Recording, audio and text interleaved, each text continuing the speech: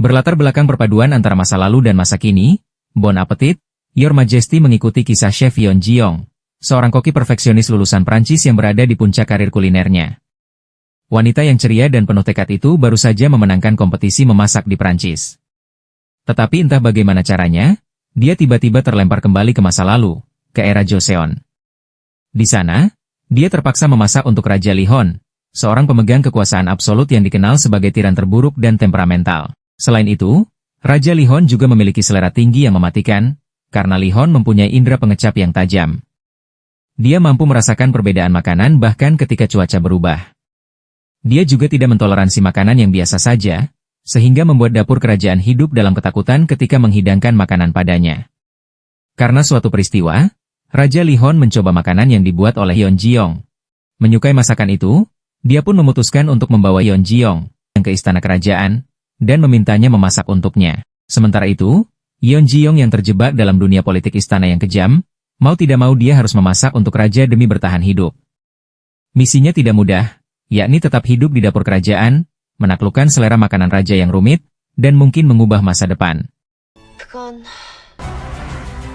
Tahun 2025, Yeon Ji yang mengikuti kompetisi memasak bergengsi di Prancis, dia mengalami masalah karena kompor yang digunakan untuk memasak tidak mau menyala.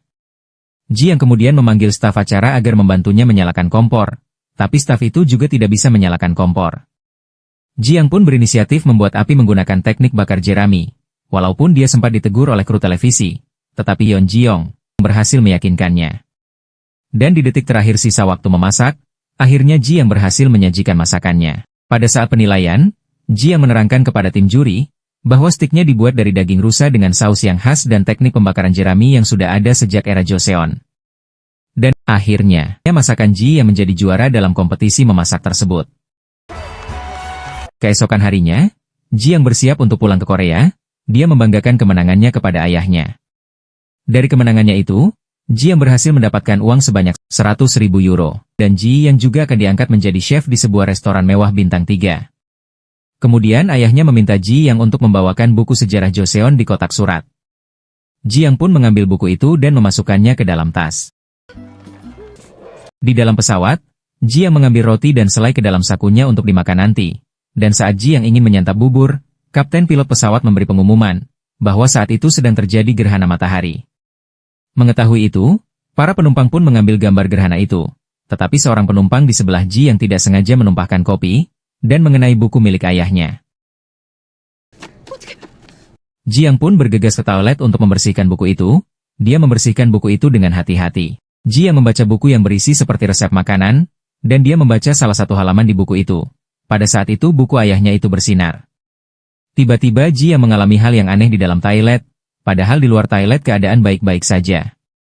Ternyata Ji yang tidak sengaja membaca sebuah mantra yang membuatnya terlempar ke era Joseon. Ji yang terjatuh di hutan, dan dia terjerat ke dalam jebakan yang membuatnya tidak sadarkan diri. Sementara itu, Raja Lihon dan pengawalnya datang ke hutan untuk berburu. Pada saat akan memanah, Lihon mengingat saat dulu keluarganya disakiti oleh anggota kerajaan. Dan saat Lihon berhasil memanah rusa buruannya, entah kenapa dia menikam rusa itu lagi, padahal sudah jelas rusa itu telah mati. Kemudian Kasih mengajak Lihon untuk kembali ke istana karena hari semakin gelap, dia khawatir akan ada gerombolan pemberontak yang datang. Tapi Lihon merasa sayang untuk kembali di waktu seperti itu. Di dalam istana, Ibu Suri sangat khawatir dengan Lihon yang berburu di hutan, padahal sebentar lagi akan ada gerhana matahari. Dan mereka percaya raja akan mengalami kesialan jika berada di luar istana saat terjadi gerhana. Ibu Suri pun mengingat saat ratu digulingkan dulu dan wafat. Itu adalah waktu yang sama saat ada gerhana seperti itu. Lihon masih di tengah hutan, dia memberi pengumuman kepada pengawalnya, bahwa yang mendapat rusa paling banyak akan diberikan hadiah. Namun, pengawal memperingatkannya bahwa hari ini adalah hari yang sakral, karena sebentar lagi akan terjadi gerhana matahari. Seharusnya raja berada di istana untuk melakukan ritual, karena jika tidak, langit akan marah dan akan muncul hantu wanita yang disebut Guinyeo. Mendengar itu, Raja Lihon tidak mempercayai hal supranatural seperti itu, dan dia akan tetap melanjutkan rencananya, meski langit semakin gelap karena gerhana matahari terjadi saat itu. Kupu-kupu terbang di dekat Jiang, dan baunya membuatnya terbangun, dia bingung karena terperangkap di sebuah jaring di tengah hutan. Dia berteriak agar seseorang membantunya, Tapi tidak ada seorang pun yang datang. Kemudian dia mengambil ponselnya, tapi tidak ada sinyal. Sementara itu, Li Hon melihat seekor rubah yang lewat, dan dia mengejar rubah itu sampai pengawalnya tertinggal di belakang. Saat Ji yang kebingungan sendiri, tiba-tiba ada anak panah yang menancap di pohon, dia juga melihat seekor rubah. Dan Ji yang dikejutkan dengan anak panah yang mengenai tali jaring yang membuatnya terbebas dari jaring. Tapi ada anak panah lain yang hampir mengenainya. Di saat Ji yang bersembunyi, dia melihat pria tampan yang menaiki kuda. Ji yang belum sadar bahwa pria yang ada di hadapannya adalah seorang raja. Karena Ji yang berpakaian aneh, Li Hon pun memanahnya lagi, dan Ji yang berusaha untuk melarikan diri, tapi dia justru berlari ke arah tebing jurang. Saat melihat Jiang, Li Hon merasa Jiang adalah orang yang aneh, karena pakaiannya tidak biasa, sedangkan Jiang menganggap Li Hon sebagai aktor, karena memakai kostum.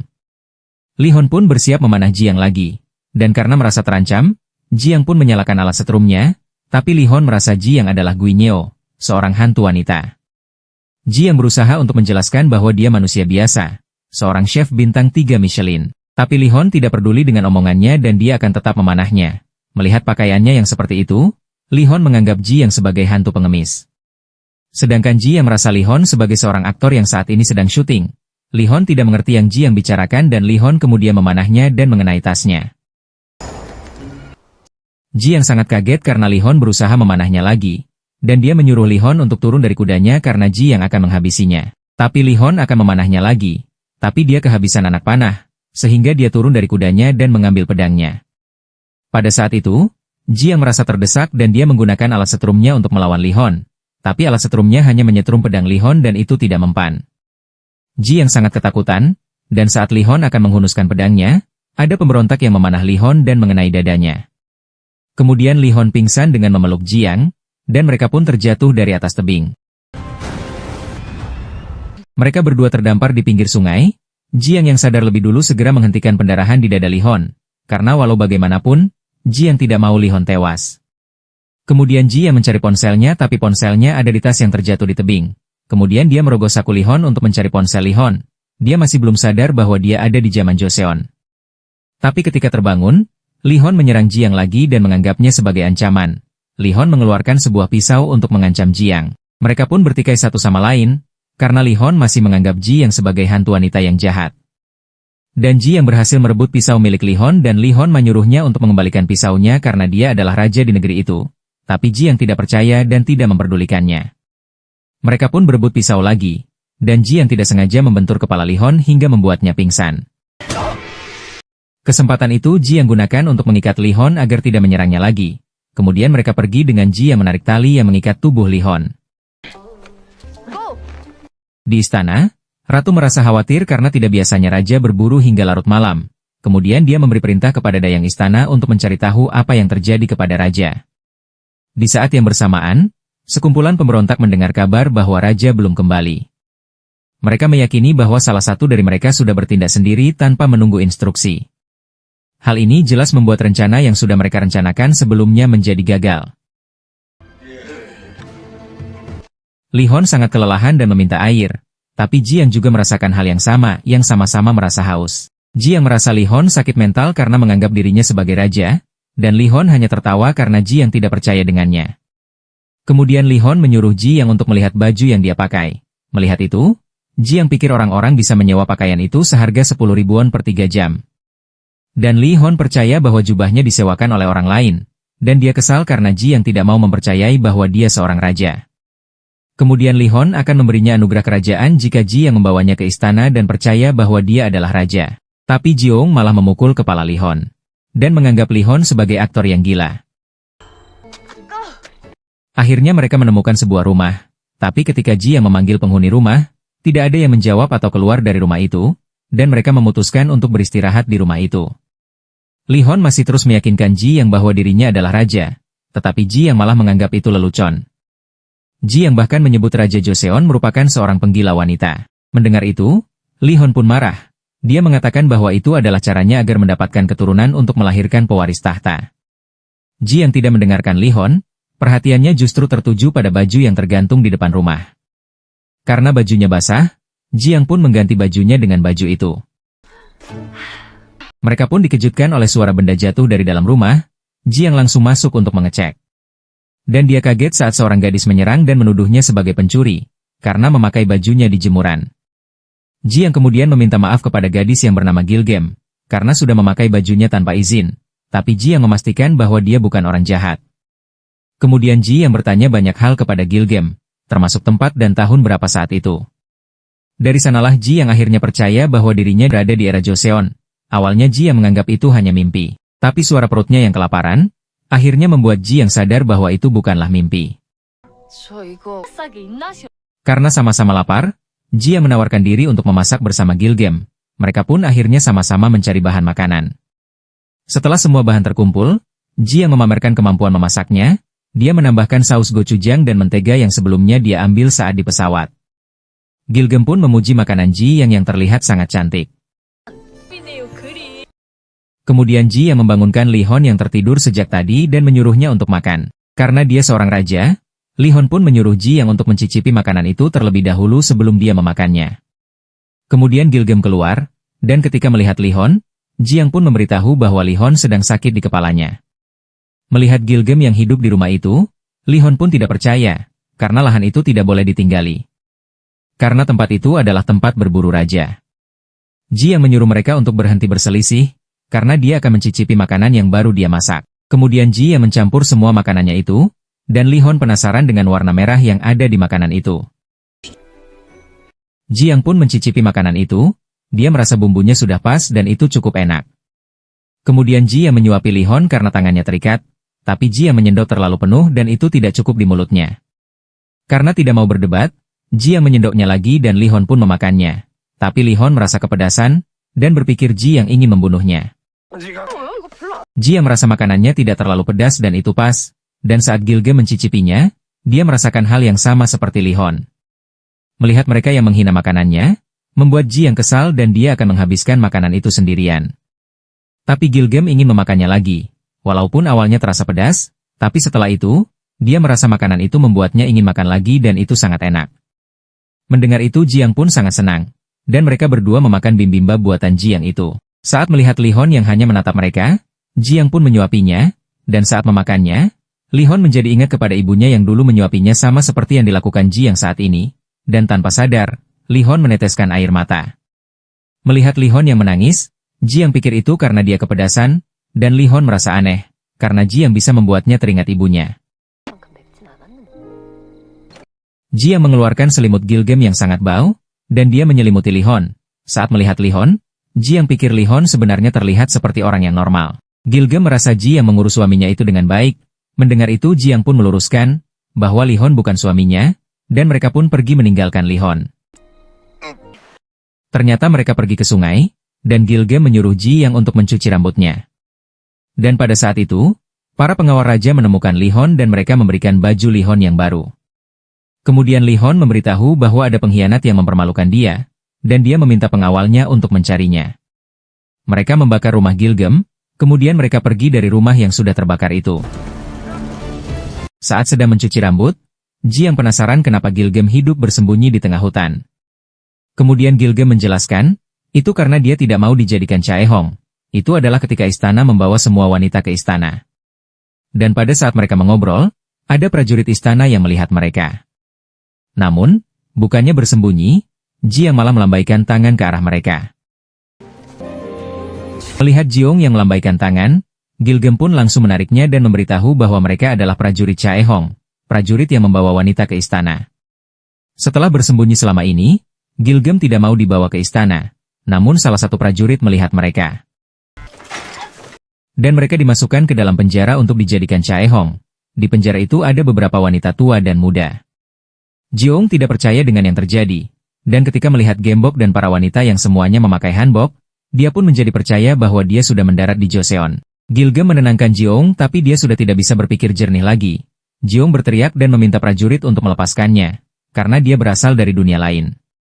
Dan karena membuat kegaduhan, mereka berdua pun diikat tangan, kaki dan mulutnya. Jiong tidak percaya padahal dia baru saja memenangkan kejuaraan memasak dan menjadi kepala chef, tapi dia sekarang malah berada di Joseon.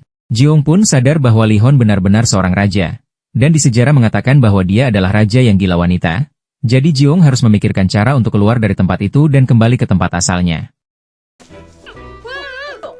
Kemudian semua wanita dikeluarkan dari penjara, dan mereka dikumpulkan di halaman untuk dipilih menjadi Chaehong untuk dibawa istana dan menjadi wanita raja. Jiong merasa itu adalah bencana, karena dia tidak berasal dari Joseon. Saat Tuan Hong mengetahui umur Jiong 27 tahun, Tuan Hong pun tidak akan memilihnya, karena dia cukup tua. Jiong pun merasa lega dan dia menyuruh Gilgem agar mengaku umurnya cukup tua, dan mereka berdua pun lolos dari pemilihan itu. Walaupun lolos, tapi Jiong agak tersinggung karena disebut wanita tua.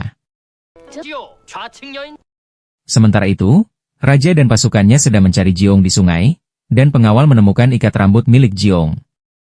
Li Hon tahu bahwa karet itu sebelumnya dipakai oleh Jiong, dan ketika mengetahui jejaknya, sepertinya Jiong dibawa ke kantor gubernur. Dan Li Hon pun terlihat puas karena Jiong telah terjebak. Ternyata wanita yang tidak terpilih dikumpulkan di sebuah dapur. Jiong merasa senang karena dia melihat peralatan memasak yang cukup bagus, dan bahan makanannya juga sangat enak. Jiong sangat menyukai barang-barang yang sangat langka, kemudian mereka diminta untuk segera bekerja. Melihat para wanita yang asal memasak, Jiong pun bertanya siapa yang menyuruh mereka memasak, dan ternyata sebelumnya koki melarikan diri dan mereka pun jadi asal memasak. Sebenarnya Jiong ingin membantu untuk memasak, tapi dia harus tahu untuk siapa masakan itu, tapi para wanita di sana tidak ada yang tahu. Petugas datang dan dia memberitahu bahwa pejabat dari Hanyang akan datang berkunjung. Para wanita harus dapat menyajikan hidangan 9 lauk, karena jika tidak, maka akan terjadi malapetaka. Jiong bingung kenapa mereka yang disuruh memasak. Seharusnya istana memulangkan mereka jika mereka tidak terpilih sebagai wanita raja. Petugas pun meminta mereka untuk tidak protes karena itu adalah perintah. Jiong pun kemudian bertanya siapa tamu yang akan makan hidangan itu, berapa umurnya dan apakah ada pantangan makanan. Mendengar itu, petugas tidak bisa menjawab dan hanya memintanya untuk memasak. Jiong masih bersikeras mencari tahu karena dia tidak bisa sembarangan memasak. Kemudian Tuan Hong datang dan bertanya siapa Jiong sebenarnya. Kemudian Jiong menjelaskan bahwa dia adalah seorang koki, dan dia harus mengetahui orang yang akan menikmati hidangan itu, karena di sini tidak ada cukup bahan untuk memasak, dan dia tidak mau salah memasak. Kemudian Tuan Hong meminta Jiong untuk mempertanggungjawabkan ucapannya, karena jika dia melakukan kesalahan maka nyawanya bisa melayang.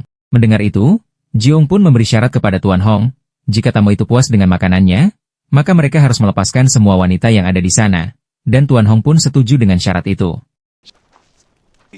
Kemudian Tuan Hong memberitahu bahwa tamu malam ini adalah ayah dan anak dari keluarga Im yang berkuasa dan berpengaruh. Sang ayah Im So-hong adalah wamen pekerjaan umum, pejabat senior di berbagai jabatan penting sejak masa mendiang raja. Sedangkan anaknya adalah kepala sekretaris kerajaan Im Song-jae, yang menikahi putri Huisuk, saudari tiri raja. Im Song-jae adalah pengawal putra mahkota, dia dan raja berkawan dekat yang tumbuh bersama. Ayah dan anak itu menghancurkan banyak keluarga dengan menggunakan Chaehong sebagai dalih. Mereka sangat pilih-pilih tentang hidangan ramah tamah, walaupun sudah menyajikan makanan terbaik, tapi mereka selalu temukan kesalahan. Begitu salah di mata mereka, maka mereka harus berikan sogokan besar, karena jika tidak mampu, maka mereka akan disiksa. Mendengar itu, Jiong sangat kesal karena mereka menyia-nyiakan makanan, dan dia akan memberi mereka pelajaran. Para wanita berterima kasih karena Jiong telah membela mereka, dan mereka pun telah menyiapkan bahan-bahan untuk memasak. Jiong merasa selera setiap orang berbeda-beda, tapi tamu kali ini adalah bangsawan, terlebih lagi yang memiliki pengaruh. Mereka tidak akan puas dengan sembarang hidangan, dan ternyata Gilgem telah menemukan daging yang tersembunyi. Itu bisa dijadikan sebagai hidangan utama, dan Jiong akan memasak stik ala Prancis. Tapi Jiong merasa dagingnya sangat keras, daging itu juga sangat sulit dipotong. Kemudian Jiong mencoba untuk berpikir, dan dia menemukan ide yang pernah dia baca di buku resep yang ditunjukkan ayahnya. Untuk memasak daging sapi yang terlalu keras untuk dipotong, Jiong bisa pakai metode Jeon Chisu, yaitu memasak di suhu 55 derajat selama 30 menit. Itu adalah metode sama ala Prancis, yang bernama metode sous vide yang dipakai untuk mengempukkan daging. Di tempat lain, Kang Mokju yang merupakan selir keempat raja penasaran dengan kabar terbaru tentang raja. Namun, mereka belum mendapat kabar apapun tentang raja. Mokju justru penasaran tentang keluarga Im yang datang ke kantor gubernur. Bagaimana reaksi Gubernur Yongdal, ayah dari Tuan Hong, yang akan melihat cucunya dibawa untuk Chaehong nanti. Karena dagingnya keras, Jiong membungkus daging itu dengan kain kelp. Gilgem agak kaget karena Jiong menyuruhnya untuk menuang air dingin ke dalam air mendidih. Menurut Jiong, itu adalah cara untuk mengempukkan daging yang keras, dan saat dirasa cukup, Jiong memasukkan tangannya ke dalam air untuk merasakan suhu air tersebut. Jiong harus dapat merasakan suhu antara 49 sampai 55 derajat Celcius, itu adalah suhu terbaik untuk mengempukkan daging. Jika dipanaskan dalam waktu lama di air hangat, protein dalam daging yang disebut myosin akan bereaksi, dan membuat dagingnya empuk. Inilah metode Sous Vide. Suhu air mendidih adalah 100 derajat Celcius, dan air dengan suhu ruang adalah sekitar 20 derajat Celcius. Jika kedua air dicampurkan, maka suhunya akan mencapai 55 derajat Celcius, dan itu memungkinkan untuk metode Sous Vide. Gilgem sangat khawatir karena tangan Jiong memerah. Karena tidak ada termometer, jadi Jiong harus mengandalkan indranya. Dan Jiong merasa baik-baik saja, karena dia sudah berkali-kali masak dengan metode Sous Vide. Im So-hong dan Im Song-jae akhirnya datang di waktu jamuan makan, dan saat melihat irisan daging yang sedikit, mereka menjadi malas makan. Mereka sangat kecewa dan mengatakan bahwa Gubernur Yongdal tidak pantas menjadi gubernur. Kemudian Tuan Hong meminta maaf kepada mereka, dan dia pikir itu, karena dia salah memilih koki. Tapi mereka tidak menerima permintaan maaf Gubernur Hong dan putranya itu, mereka justru meminta hal lain. Kemudian Tuan Hong akan menghukum koki itu, dan dia meminta pelayan untuk memanggil koki dan para wanita yang menyiapkan hidangan itu. Tuan Hong pun memberitahu bahwa para wanita akan mendapatkan hukuman, karena menyajikan makanan yang tidak layak untuk tamu penting. Melihat mereka yang belum menyentuh makanan itu, Jiong pikir, mereka sedang mencari-cari kesalahan. Kemudian Jiong meminta mereka untuk mencicipi makanan itu sebelum memberi kritikan, karena itu tidak adil. Tapi Im Song-jae merasa Jiong tidak sopan, dan dia akan memberikan pertunjukan yang menarik kepada Gubernur Hong. Mereka membawa cucu dari Gubernur, Mi Hyang. Melihat itu, Gubernur Yongdal sangat marah karena Song-jae bersikap lancang. Jiong baru tahu bahwa Song-jae adalah pengawas Chae Hong yang juga ingin membawa cucu gubernur. Song-jae pun memberitahu bahwa dia tidak akan membawa cucunya, jika makanan dari koki menggugah seleranya. Tapi sebelum mencicipi makanan itu, Song-jae meminta Jiong untuk mengorbankan nyawanya jika makanan itu tidak menggugah seleranya. Karena yakin dengan hidangannya, Jiong pun bersedia dengan hal itu. Mereka berdua akhirnya mencicipi hidangan itu, dan mereka kaget ketika menggigit dagingnya. Tekstur dan rasa daging itu belum pernah mereka rasakan sebelumnya. Mereka bahkan tak perlu mengunyah dagingnya karena lumer di mulut. Jiong tersenyum ketika melihat mereka yang seperti menikmati makanan itu. Itu karena makanan itu mengandung asam guanilat dalam jamur pyogo, asam inosinat dalam ikan teri, dan asam glutamat dalam udang fermentasi. Saat asam amino dari kelompok yang berbeda digabungkan dalam rasio tertentu, rasa gurih jadi meningkat signifikan, dan ledakan rasa gurih itu biasa disebut MSG. Itu sama seperti bumbu penyedap yang dipakai di era modern. Tapi tiba-tiba Song-jae meletakkan supitnya, dan menganggap bahwa itu hanyalah daging biasa. Karena tidak percaya, Gubernur pun mencicipi hidangan itu, dia merasa Song-jae berkata bohong karena makanan itu sangat enak, dan dia tidak pernah menikmati hidangan seperti itu sebelumnya. Gubernur tahu, Song-jae seperti itu hanya untuk membawa cucunya. Dia sangat marah dan mengambil pedangnya. Tapi saat dia ingin menghunuskan pedangnya, putranya menghentikannya. Kemudian Tuan Hong menyuruh pengawalnya untuk menghabisi Jiong. Dan pada saat mereka akan mengeksekusi Jiong, tiba-tiba ada seseorang yang menyuruh berhenti. Ternyata Raja Li Hon datang dan mereka semua menunduk untuk menghormati Raja. Jiong tidak percaya bahwa Li Hon benar-benar seorang raja. Dia merasa hidupnya sudah tamat saat itu. Mereka semua dibawa ke ruangan raja dan hidangan itu disajikan untuk Li Hon. Tapi sebelum Li Hon memakannya, dia minta Jiong untuk mencicipinya terlebih dahulu. Jiong ingat bahwa Raja Joseon adalah ahli kuliner. Jadi Li Hon pasti akan menilai hidangan itu dengan adil. Setelah Jiong memastikan hidangan itu aman, Li Hon pun memakannya, dan dia gemetar karena daging itu sangat lembut. Makin dikunyah, makin banyak sari yang keluar, dan rasa yang ringan dan murni mencapai puncak, lalu lumer di mulut. Li Hon juga tak bisa percaya dengan rasa bumbu itu, karena bisa terasa gurih. Melihat Li Hon yang seperti itu, Jiong merasa indera perasa Li Hon jelas berbeda. Karena mampu merasakan MSG seperti itu, Li Hon benar-benar pakar kuliner yang luar biasa. Jiong merasa saat ini dia akan tetap hidup, karena Li Hon puas dengan makanannya. Dan Li Hon penasaran kenapa Song-jae menilai hidangan itu berlawanan dengannya. Kemudian Song-jae memberi alasan yang tidak masuk akal, Jiong pun tidak heran, karena Song Jae memang terkenal pejabat yang licik. Pada saat itu Jiong memberitahu bahwa dia berasal dari 500 tahun di masa datang. Mendengar itu, Li Hon pun tidak akan membunuh Jiong hari ini, karena pikiran Jiong sedang kacau. Jiong pun memakluminya karena sebelumnya dia juga berpikir Li Hon gila. Li Hon memberitahu bahwa Jiong harus dikurung dan akan dibawa ke istana besok pagi, dan cucu gubernur juga akan dibawa ke istana. Mendengar itu, gubernur saat marah tapi putranya memintanya tenang. Jiong pun ingat bahwa itu akan memicu peristiwa pembersihan Gapshin, yaitu Raja Yeong Hui Gun, yaitu Raja Li Hon, akan balas dendam dengan membunuh pejabat yang terlibat kematian ibunya. Li Hon menyuruh semua untuk keluar dari ruangannya, tapi gubernur masih di sana, karena dia tidak terima cucunya akan dibawa ke istana. Gubernur meminta raja untuk berpikir jernih dan bijak dalam mengambil keputusan, karena raja harus menghukum para pengkhianat dan wanita yang memanfaatkan kekuasaannya. Gubernur meminta raja untuk mengambil nyawanya saja, dan melepaskan cucunya. Mendengar itu, Li Hon menjadi marah karena sekarang gubernur dapat merasakan pedihnya tak ada yang bisa dilakukan untuk menyelamatkan keluarga. Dan itulah hukuman yang raja berikan karena telah menyebabkan kematian ibunya. Li Hon menyuruh pengawalnya untuk menyeret keluar penjahat yang telah melakukan penistaan terhadap rajanya, dan usir gubernur ke ujung provinsi yang paling jauh. Jiong dan Gilgem dimasukkan ke dalam penjara. Jiong sangat kesal padahal dia sudah memasakkan masakan yang disukai raja, tapi tetap saja dikurung dan akan dibawa ke istana. Jiong bisa gila karena dia harus segera kembali ke tempat asalnya, dan Gilgem pun penasaran di mana rumahnya. Kemudian Jiong memberitahu Gilgem bahwa dirinya berasal dari masa depan. Mendengar itu Gilgem pun percaya, karena Jiong memang terlihat berbeda. Saat menceritakan kejadian di pesawat, Jiong menjadi teringat dengan buku milik ayahnya itu. Dia sadar bahwa buku itulah yang membuatnya terlempar ke Joseon, jadi jika mereka bebas, Jiong meminta tolong kepada Gilgem untuk menemani mencari tasnya di tebing. Song Jae menemui raja yang sedang termenung sendirian, dan melihat sifat Song Jae yang seperti mengkhawatirkan raja. Sepertinya dia bukan orang yang licik, dan Song Jae adalah sahabat baik raja.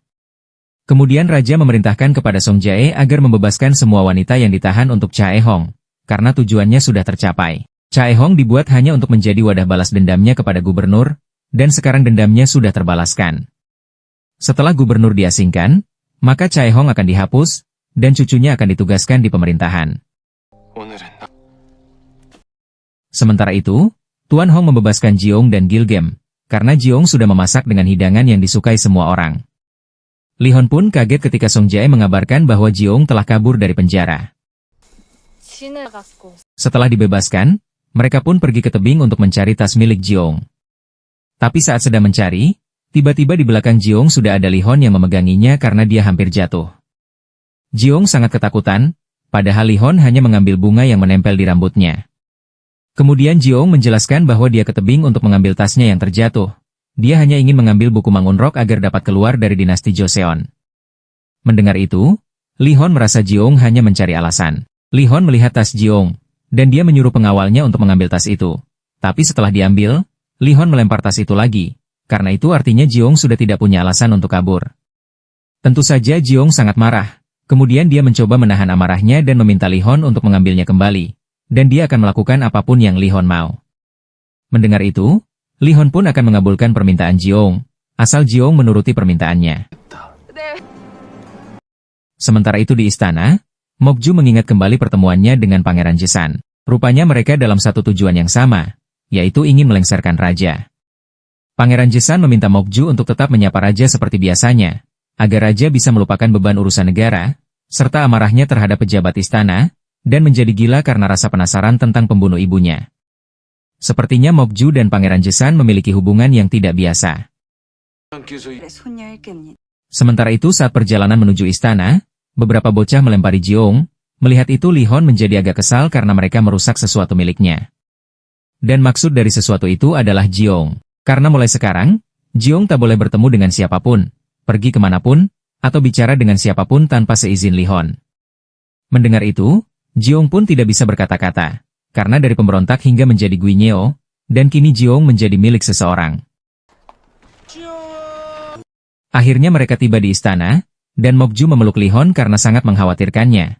Kemudian Li Hon menunjukkan Jiong dan menyebutnya sebagai Guinyeo. Mokjo sangat terkejut karena raja membawa sendiri seorang wanita ke istana. Ini pertama kalinya sejak raja membawa Mokjo. Tapi Li Hon merasa Jiong bukan wanita, melainkan hantu. Jiong pun ingat bahwa Mokju adalah wanita paling jahat di seantero Joseon, yang berhasil memanipulasi raja, dan menimbulkan segala bentuk penindasan. Mokjo pikir, Jiong mempunyai wajah yang cantik, dan raja pasti menyukainya. Tiba-tiba Li Hon memegang Jiong, dan berkata bahwa Jiong akan melekat erat padanya, dan memohon ampunannya. Li Hon menyuruh pengawalnya, Suhyok membawa Jiong ke tempat yang telah disiapkan, tapi matanya harus ditutup. Sedangkan Li Hon diobati oleh tabib istana. Ketika itu Mokju mengambil mata anak panah yang telah dikeluarkan dari tubuh Li Hon. Dan tabib memberitahu bahwa ada bekas salep yang tidak dikenal yang dioleskan pada luka raja, dan salep itu menghentikan perdarahannya. Tabib merasa raja sangat beruntung, karena jika terlambat, maka nyawa raja bisa dalam bahaya besar. Mokju penasaran siapa yang mengoleskan salep itu, dan Li Hon menjawab bahwa itu adalah Jiong. Mokju pun menjadi tahu bahwa dia dibawa di tempat istimewa karena telah menolong raja. Mokju pun curiga Jiong akan dibawa ke Byolgung, tempat tinggal khusus calon istri atau selir raja. Mendengar itu Li Hon tahu bahwa Mokju sedang cemburu dan dia hanya tertawa karena Jiong dibawa ke tempat yang sangat istimewa.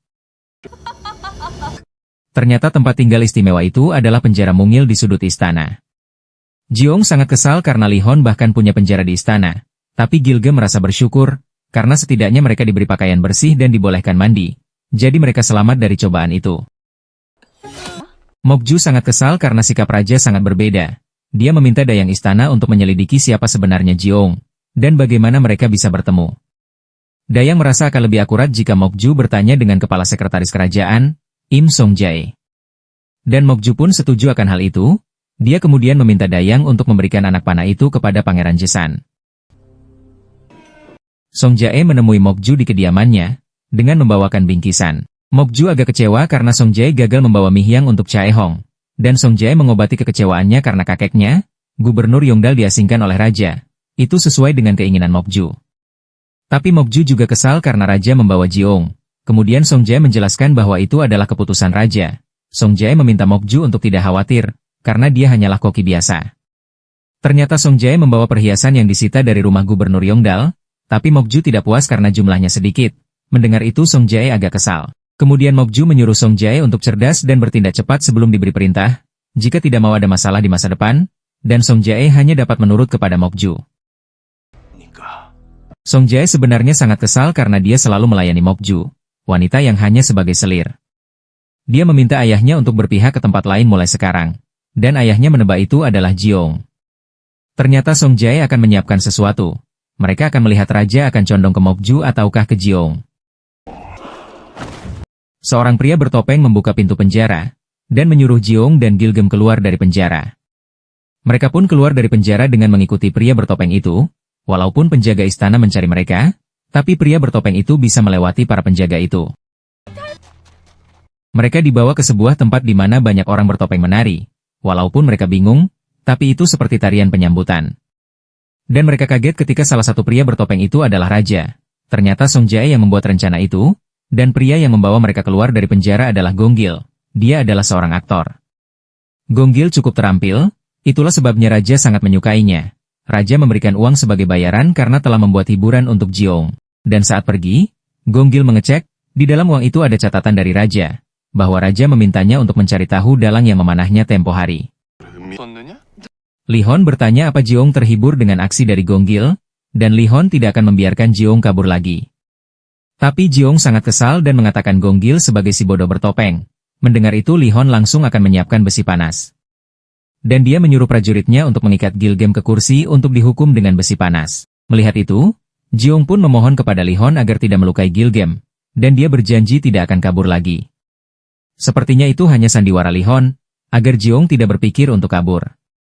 Kemudian Li Hon meminta Jiong untuk memasak untuknya, karena dia merasakan lapar.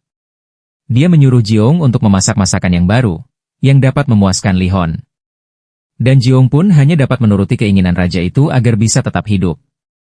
Pada saat itu, Mokju melihat mereka dari belakang, dan Song-jae mengetahui kehadiran Mokju. Kepala Kasih membawa Jiong dan Gilgem ke dapur, tapi koki lainnya agak bingung bagaimana bisa wanita memasak di dapur. Mereka heran karena biasanya wanita hanya dijadikan dayang bukan sebagai koki.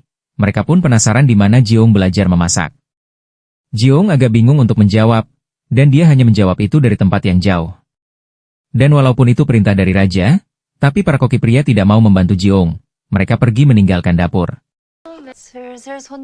Tapi Jiong merasa itu tidak masalah, karena dia cukup hanya dibantu oleh Gilgem. Mereka pun mengecek alat-alat yang digunakan untuk memasak, dan saat mengecek bahan-bahannya, Gilgem mencium seperti bau daging mentah. Ketika dicicipi, Jiong merasa itu bukan daging sapi melainkan daging rusa. Ternyata rusa buruan raja telah dipotong dan dibersihkan di dapur itu. Dan Jiong merasa itu adalah keahliannya, yaitu memasak stik daging rusa. Ketika selesai memasak, Kasimyun merasa itu menjadi bencana, karena mereka harus menyiapkan 2 meja, yaitu meja untuk pencicip makanan. Pada saat itu Dayang Ibu Suri melihat Jiong yang memasak di dapur istana, dan dia melaporkan hal itu kepada Ibu Suri. Ibu Suri kaget ketika tahu bahwa Jiong menyajikan daging rusa untuk raja. Salah satu koki istana, Koki Maeng melaporkan apa yang terjadi di dapur kepada Mokju. Bahwa koki wanita yang disebut Guiyeo memasak di dapur istana atas perintah raja. Sebelumnya dia juga memasak di kantor gubernur, dan raja menyukai masakannya. Tapi Koki Maeng merasa kemampuannya tidak akan bertahan lama, karena dia hanyalah koki wanita. Kemudian Mokju menyuruh Koki Maeng untuk melihat sendiri, dan temukan semua kekurangan dan kesalahannya. Akhirnya hidangan Lihon sudah siap, dan Jiong masuk ke kamarnya. Dia melihat Lihon yang bertelanjang dada dan membuat Jiong gugup. Dari sejarah Jiong tahu bahwa Lihon adalah tiran terburuk, jadi dia harus tenang. Kemudian Jiong menjelaskan bahwa makanan itu berasal dari Perancis. Lihon bingung karena makanan itu sepertinya masih mentah, dan nama hidangan itu juga aneh. Jiong kemudian mengaduk daging, nasi dan telur menjadi satu. Di era modern, itu disebut layanan tepi meja, yaitu melihat makanan yang disiapkan di depan mata, dapat menstimulasi nafsu makan. Setelah dipastikan oleh Dayang bahwa makanan itu aman, Lihon pun memakannya, dan dia merasakan kenikmatan di makanan itu. Daging mentah itu terasa lebih kaya dan manis. Berikutnya adalah potage, itu seperti bubur susu kental dengan kacang polong. Makanan itu punya warna dan aroma yang unik, karena Jiong yakin, raja lebih mementingkan aroma, daripada rasa atau warna makanan. Setelah memakannya, Lihon merasa aroma bubur itu tidak berlebihan, tapi lembut dan punya rasa yang segar. Itu seperti kacang polong yang berkilau di bawah sinar mentari pagi, dan pecah keluar dari kulitnya satu persatu. Dan saatnya hidangan utama, yang berupa masakan daging yang bernama viande. Hidangan itu bukan untuk dimakan mentah, jadi Jiong memanggang untuk Lihon terlebih dahulu. Memanggang sebentar di kedua sisinya di api arang, akan meningkatkan tekstur sekaligus rasa dan aroma. Lihon pernah makan rusa yang disiapkan dengan berbagai cara, tapi dia tak pernah lihat metode ini sebelumnya. Lihon merasa kemampuan Jiong melampaui segalanya, dan Jiong merasa Lihon memiliki hasrat berkuasa yang tak terpuaskan, narsisme ekstrim, dan indera pencicip yang tajam. Menurut Jiong, ini adalah santapan terbaik untuk memuaskan Lihon. Dan Lihon pun penasaran, dari mana Jiong belajar membuat semua masakan itu. Dan saat Jiong mengaku dari masa depan, Lihon merasa Jiong belum waras. Namun demikian, Lihon puas dengan hidangan kerajaan pertamanya, dan Jiong pun senang, karena setidaknya Lihon suka dengan makanannya. Dan untuk makanan utama, Lihon meminta Jiong yang mencicipi makanan itu, dan saat melihat Jiong makan, Lihon mengingat ibunya lagi. Kemudian dia meminta Jiong untuk menyuapinya, dan ketika memakannya, Lihon merasa sangat bahagia. Lihon pun bertanya bagaimana cara Jiong melihat hatinya. Dari mana Jiong bisa tahu dia akan suka masakan itu. Sebenarnya Jiong mempelajari sejarah Yeon Hui-gun, dan dia menang kompetisi masak karena hidangan itu. Lihon penasaran dengan Yeon Hui-gun, karena Jiong sudah pernah menyebut nama itu. Jiong bingung untuk menjelaskan, karena bercerita kepadanya akan terlalu berisiko, kemudian Jiong hanya menjawab tidak ingat hal itu. Tiba-tiba Mokju datang dan dia memaksa masuk ke kamar raja. Walaupun atas perintah raja, Kepala Kasim tidak memperbolehkannya masuk. Saat itu Mokju melihat raja yang bertelanjang dada bersama dengan Jiong. Mokju pun memaksa masuk lagi sampai raja mendengar kegaduhan itu. Walaupun mengetahui Mokju berada di depan kamarnya, namun raja meminta Mokju untuk meninggalkan kamarnya saat ini. Saat ingin pergi, Lihon menarik tangan Jiong, dan mereka berdua saling bertatapan. Lihon mengatakan bahwa Jiong bukan wanita biasa, dan Jiong merasa Lihon tidak perlu sedekat itu ke wajahnya dan membuatnya gugup. Kemudian Lihon mengatakan lagi, bahwa dia telah memilih Jiong. Setelah keluar dari kamar raja, Jiong masih penasaran, Li Hon memilihnya untuk apa? Jika menjadi selir, itu akan merubah sejarah, dan dia tidak mau itu. Song Jae mengajak Jiong untuk bertemu. Dia ingin Jiong memberitahukannya jika Jiong bertemu dengan raja. Apapun yang terjadi, Song Jae ingin Jiong melaporkannya secara rahasia. Mendengar itu Jiong pun merasa takut jika ketahuan oleh raja. Kemudian Song Jae memberitahu bahwa tadi adalah pertama kalinya raja mengusir Mokju. Dan karena hal itu, Mokju akan menjadikan Jiong saingannya, dan dia bisa membunuh Jiong. Tapi Song Jae akan membantu Jiong agar hal itu tidak terjadi. Kemudian Jiong meminta Song Jae mengambilkan tasnya, dan dia akan memberitahu apapun yang dia ketahui tentang raja. Tapi Song Jae tidak tahu apa itu tas, dan Jiong menggambarkan bentuknya sampai Song Jae paham bahwa itu disebut buntelan. Song Jae pun setuju dan dia pikir, itu akan mudah menemukan buntelan itu. Raja bersiap untuk memimpin rapat bersama para menteri, dan dia meminta Kepala Qasim untuk mengajak Jiong ke aula pemerintahan. Para menteri meminta raja untuk menghukum Jiong, dan membebaskan Gubernur Yongdal. Mendengar itu Li Hon pun sangat marah, karena mereka menjadikan raja sebagai boneka. Ternyata para menteri termakan isu oleh rumor yang disebarkan oleh Dayang Mokju, bahwa Gubernur Yongdal diasingkan karena pengaruh dari Jiong, yang disebut sebagai pengkhianat. Mereka pun menuntut raja untuk menghukum Jiong. Ketika Jiong berada di aula, Li Hon pun memberitahu bahwa semalam, wanita ini menyajikan masakan aneh dan membingungkan inderanya. Oleh karena itu, raja memberi perintah agar dia segera ditunjuk menjadi kepala koki istana. Mulai hari ini, Jiong akan memasak untuk raja setiap hari tanpa terlewat. Namun, jika ada masakan sama lebih dari sekali, atau raja tak menyukainya, maka Jiong akan dihukum mati. Para menteri dan juga Jiong sangat kaget mendengar itu. Mokju menemui Ibu Suri agar berpihak kepadanya, untuk mengusir Jiong dari istana. Dia memberitahu bahwa koki itu sangat licik, karena datang saat ada gerhana matahari, dan pada saat itu raja juga terpanah di dadanya. Mendengar itu Ibu Suri sangat kaget karena dia baru tahu hal itu.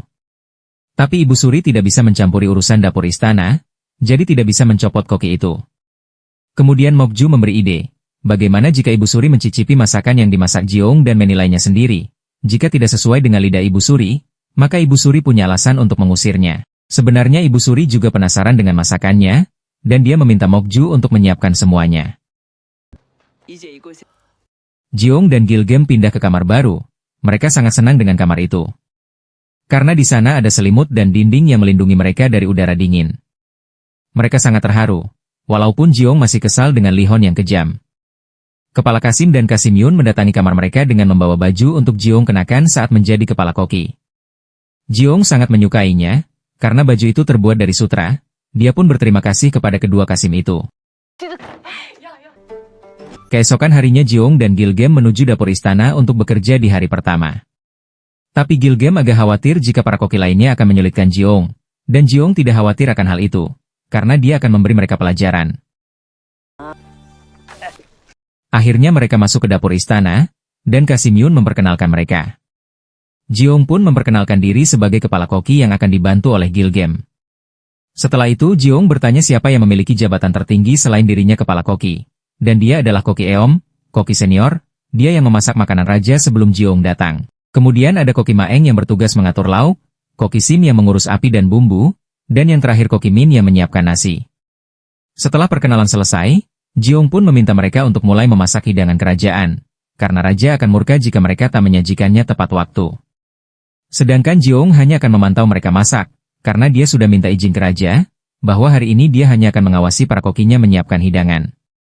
Mendengar itu, para koki pun merasa terburu-buru memasak, situasi dapur menjadi heboh. Seorang dayang menghampiri Jiong, karena Ibu Suri ingin bertemu dengannya. Saat masuk ke kediaman Ibu Suri, Jiong merasakan suasana yang sesak. Dan Ibu Suri memberitahu bahwa dia memanggil Jiong, untuk mencari tahu apakah kemampuan Jiong benar. Jika Jiong memikat raja dengan trik murahan, maka Jiong harus menanggung akibatnya. Alih-alih memanggil Ibu Suri, Jiong malah memanggilnya nenek, kemudian dia mengkoreksi panggilannya itu. Ibu Suri memberitahu, jika Jiong menipu raja dengan lidahnya, maka lidahnya akan hilang, dan jika menipu raja dengan makanannya, maka tangannya akan hilang. Ibu Suri bisa tahu kemampuannya dengan berlomba dengan koki senior, jadi jika Jiong tidak ingin kehilangan tangan, maka yakinkan Ibu Suri dengan masakan. Dan saat melihat Mokju, Jiung tahu bahwa ini adalah rencana Mokju. Jiung pun sadar bahwa saat ini, dia dalam masalah besar. Lee Hon mendapat pesan dari penulis utama Yi Jang-gyun dari Hong Mung-wan, bahwa dia telah mendapat draft catatan historis, dan akan menemui Lee Hon pada jam 10 malam. Lee Hon menjadi lega, karena akhirnya dia bisa mencari tahu rahasia dari kematian ibunya. Song Jae mendatangi Lee Hon, dan memberitahu bahwa Ibu Suri menemui Jiung karena ingin mencicipi masakannya. Lee Hon heran, karena Ibu Suri tukang pilih-pilih makanan, yang hampir tak punya nafsu makan. Kemudian Song Jae mengatakan bahwa Jiung akan berkompetisi dengan para koki senior, dan jika Jiung kalah, maka tangan Jiung akan dipotong. Lee Hon bingung, apa yang sebenarnya terjadi, dan Song Jae pikir, pada saat itu Mokju juga hadir di kediaman Ibu Suri. Jiung dan para koki istana sudah bersiap untuk mengikuti perlombaan memasak, dan tiba-tiba Lee Hon datang di acara perlombaan itu. Lee Hon agak kecewa dengan Ibu Suri, karena Jiung adalah kokinya, tapi Ibu Suri malah mengadakan kompetisi, dan juga akan memotong tangannya jika dia kalah. Ibu Suri pun memberi alasan, bahwa di pemerintahan banyak yang tidak suka dengan Jiung, jadi dia hanya perlu membuktikan diri, bahwa dia layak menjadi koki raja.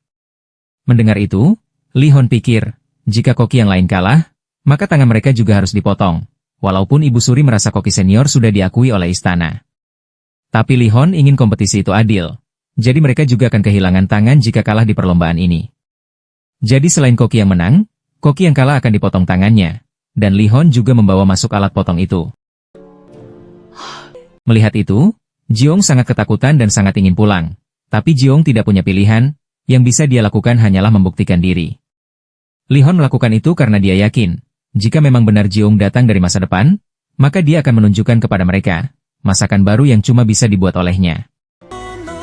Ibu Suri memberi tema untuk kompetisi memasak yang akan diikuti oleh Jiung dan juga para koki istana, dan tema kompetisi itu adalah bakti.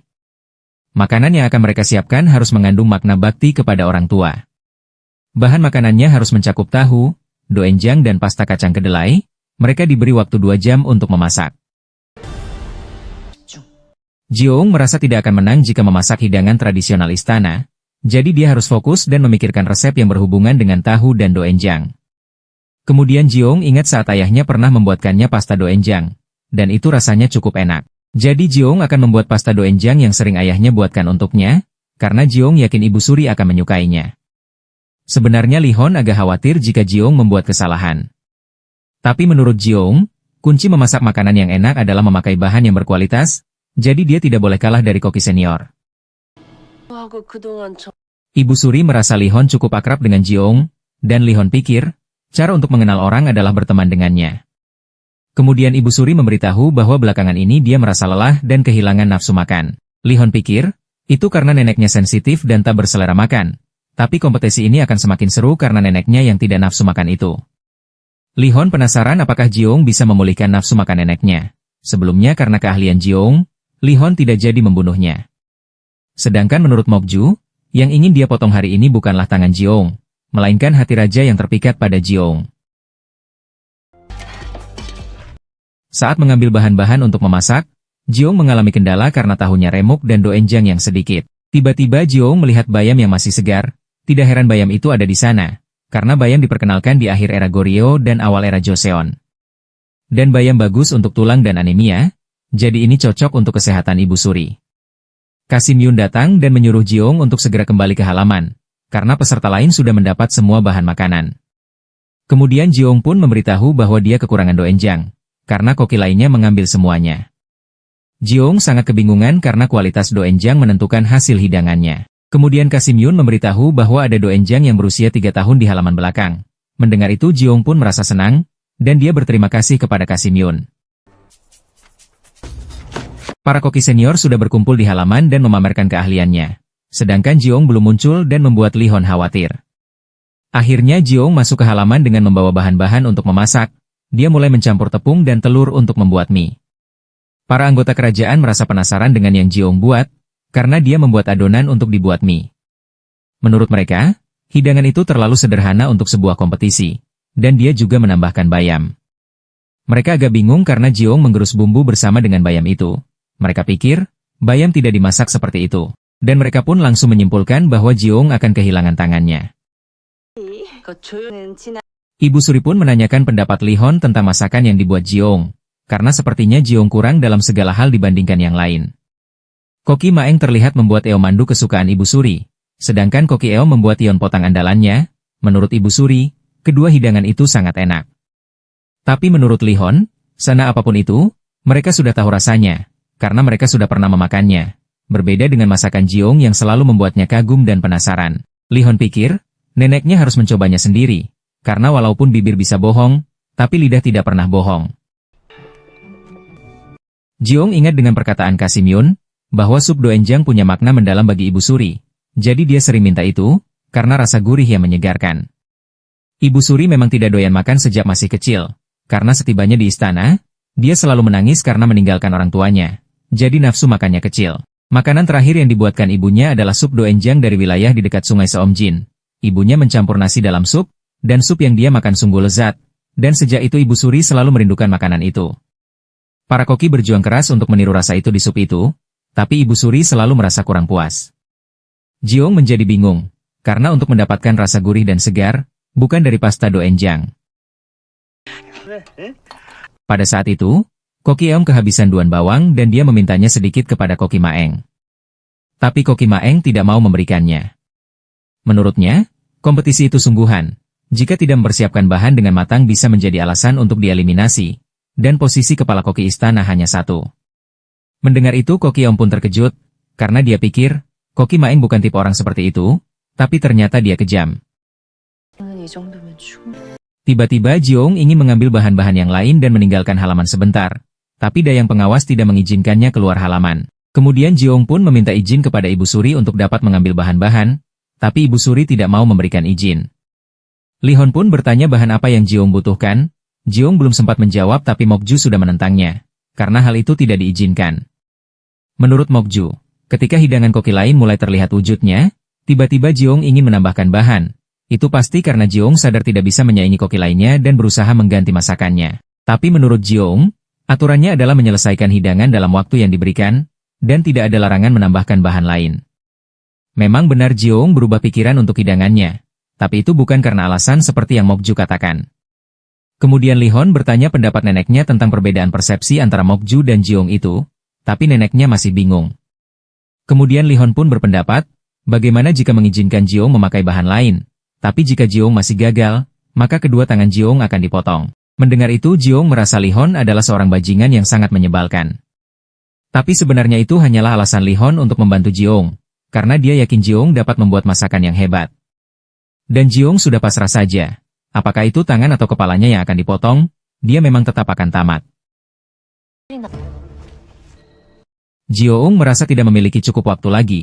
Kemudian dia minta tolong kepada Gilgem untuk mengambil bahan lain. Dan cara untuk mengungguli koki lainnya adalah harus ada asap. Kemudian Jiong melakukan atraksinya, dan para anggota istana terkejut.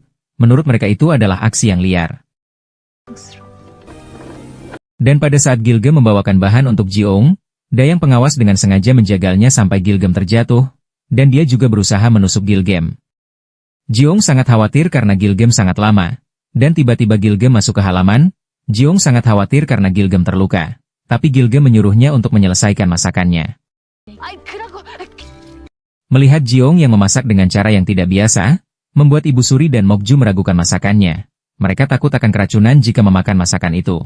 Mereka bahkan menyuruh dayang pengawas untuk menghentikan Jiong. Tapi Li Hon merasa mereka sedang menentang aturan yang dia buat. Ibu Suri pun menyuruh cucunya itu untuk tenang. Tapi Li Hon tahu kompetisi itu dirancang hanya untuk menyingkirkan kepala koki istana yang telah dipilih Li Hon.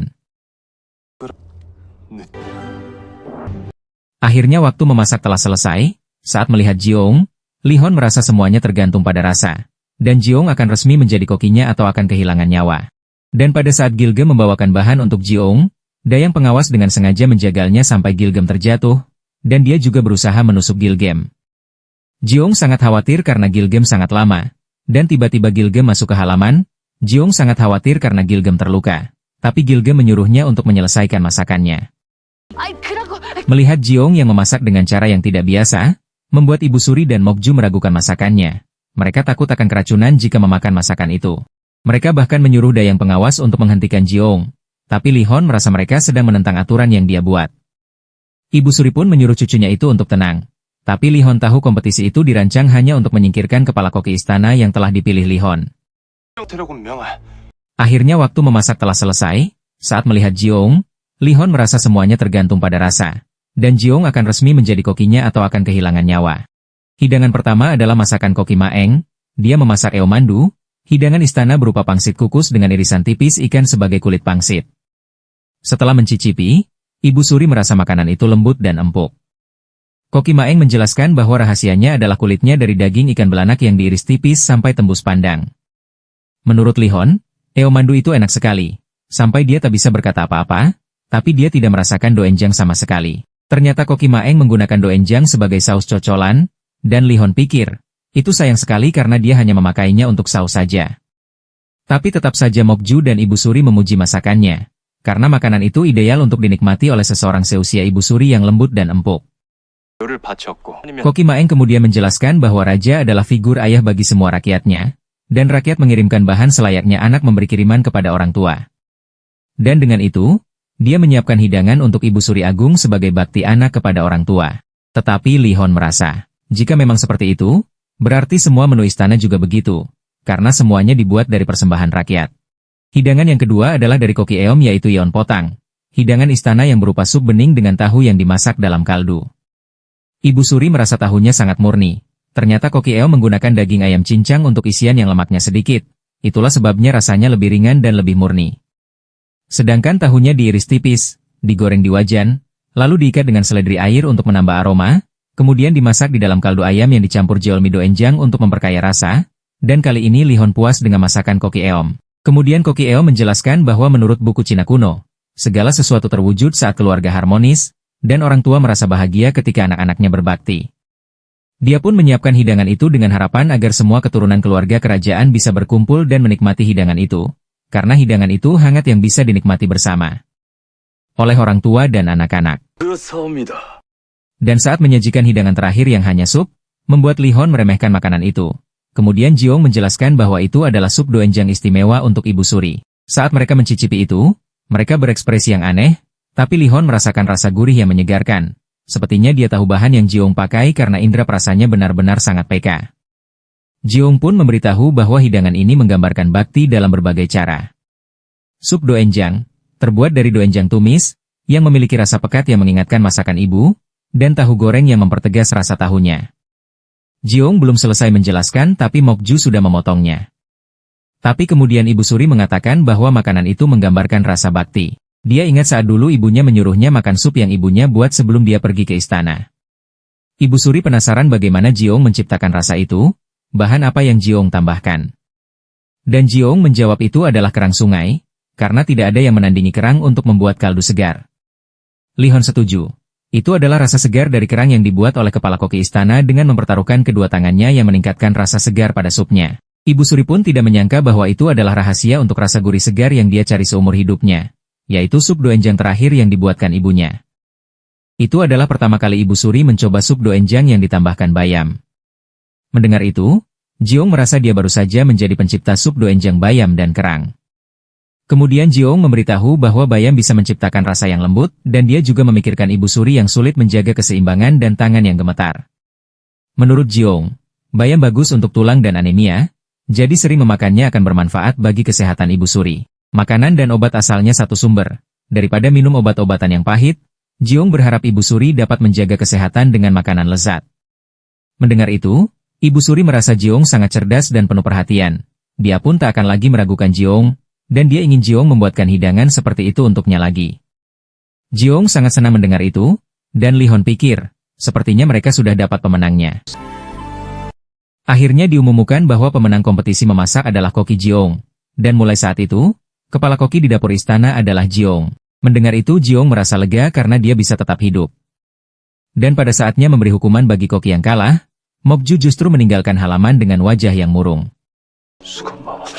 Li Hon pun menyuruh kedua koki itu berlutut di depan alat potong, dan saat tangan mereka sudah di bawah pisau dan siap dipotong.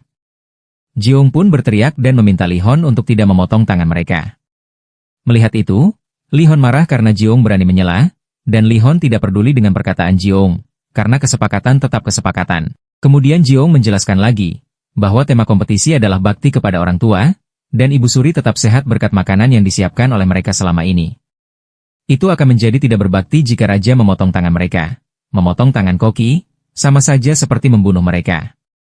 Ibu Suri juga meminta Raja untuk mengampuni mereka, karena Jiong memang benar, dan itu adalah kesalahan Ibu Suri yang membuat kompetisi seperti itu.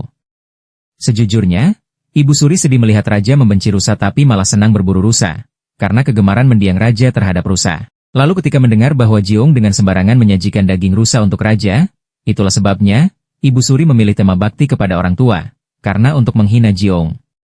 Namun, Jiong yang kini kepala koki istana, telah membuatnya merenungkan makna bakti kepada orang tua melalui masakannya. Sekarang Ibu Suri mengerti kenapa Raja begitu menghargai Jiong. Kemudian Li Hon pun memberitahu ke mereka bahwa aturan kompetisi ini harus dipatuhi, tapi karena kepala koki istana dan Ibu Suri memohon, maka dia akan membuat pengecualian, dan kali ini, Raja mengampuni mereka. Kedua koki yang kalah akan belajar cara memasak dari Jiong. Koki Eom, Koki Maeng dan juga Jiong pun merasa lega, karena Li Hon membatalkan hukuman itu. Para koki pun berkumpul kembali di dapur istana, dan Koki Eom berterima kasih terlebih dahulu kepada Jiong karena telah membelanya di depan Raja. Sedangkan Koki Maeng agak terpaksa mengucapkan terima kasih kepada Jiong. Kemudian Jiong mengerjainya dengan memintanya untuk memasakkan makanan, karena Jiong merasa capek dan lapar. Koki Maeng pun terpaksa memaksa untuknya, dan para koki terlihat bahagia bersama. Tapi Jiong khawatir karena Gilgem terluka di kepalanya. Kemudian Gilgem menceritakan, saat mengambil kerang untuk Jiong, di jalan, ada seseorang yang menyenggolnya dan membuat Gilgem jatuh dari tangga. Dia tidak tahu siapa orang yang menyenggolnya. Dan pada saat itu, ada Gonggil yang membantunya. Dan Jiong pun bersyukur karena Gilgem baik-baik saja. Mokju sangat kesal karena Jiong lolos dari hukuman itu, dayangnya pun berencana akan menculik dan menjualnya. Tapi Mokju menyuruhnya untuk tidak bertindak gegabah, karena dia akan memasang jebakan untuk Jiong. Li Hon menemui Mokju untuk menanyakan tentang kompetisi yang dia rencanakan, dan juga Mokjulah yang menyebarkan rumor palsu tentang pengasingan Gubernur Yongdal. Li Hon sangat marah karena hal itu, dan Mokju juga meragukan kepala koki istana pilihannya, yang berarti Mokju juga meragukan wewanang Raja. Mokju pun memberi alasan, bahwa itu karena Li Hon memanjakan Jiong, padahal dulu dia yang ada di samping Li Hon, saat mencari musuh yang membuat ibunya meninggal. Mendengar itu, Li Hon menjadi murka, dan dia merasakan pusing karena Mokju membahas tentang ibunya. Itu seperti luka batin yang dari dulu belum sembuh, tapi Mokju menyinggungnya lagi. Pada saat melihat Li Hon yang sakit kepala, Mokju mengeluarkan sesuatu agar Li Hon bisa tenang, tapi Li Hon justru mendorongnya dan pergi meninggalkannya. Pangeran Jaesan merasa Jiong pasti koki yang hebat karena dia diakui oleh Ibu Suri. Dia menjadi penasaran dengan makanan yang dibuat Jiong. Kemudian dia bertanya tentang temuan Dokchul soal pembunuh di hutan Salgoji. Dokchul pun memberitahu bahwa Kim Yang-san, kakak Kim Mi-san, yang jasadnya dirusak di peristiwa pembersihan Muin, telah bertindak sendirian. Pembunuhnya ditemukan, tapi Dokchul kehilangan jejak, karena wajahnya tertutup topeng dan gerakannya sangat cepat dan gesit. Dokchul pun meminta waktu 3 hari untuk menemukannya dan membunuhnya. Tapi Pangeran Jaesan merasa ada hal yang lebih penting yang harus Dokchul lakukan malam ini. Mereka adalah sosok penting yang harus dipersiapkan dengan baik. Song Jae mendatangi kamar Jiong, dan memberikan hadiah perhiasan untuk Jiong, agar Jiong bisa tampil cantik di depan Raja. Tapi Jiong merasa Song Jae salah paham dengannya, karena dia tidak pernah mencoba tampil centil untuk memikat Raja.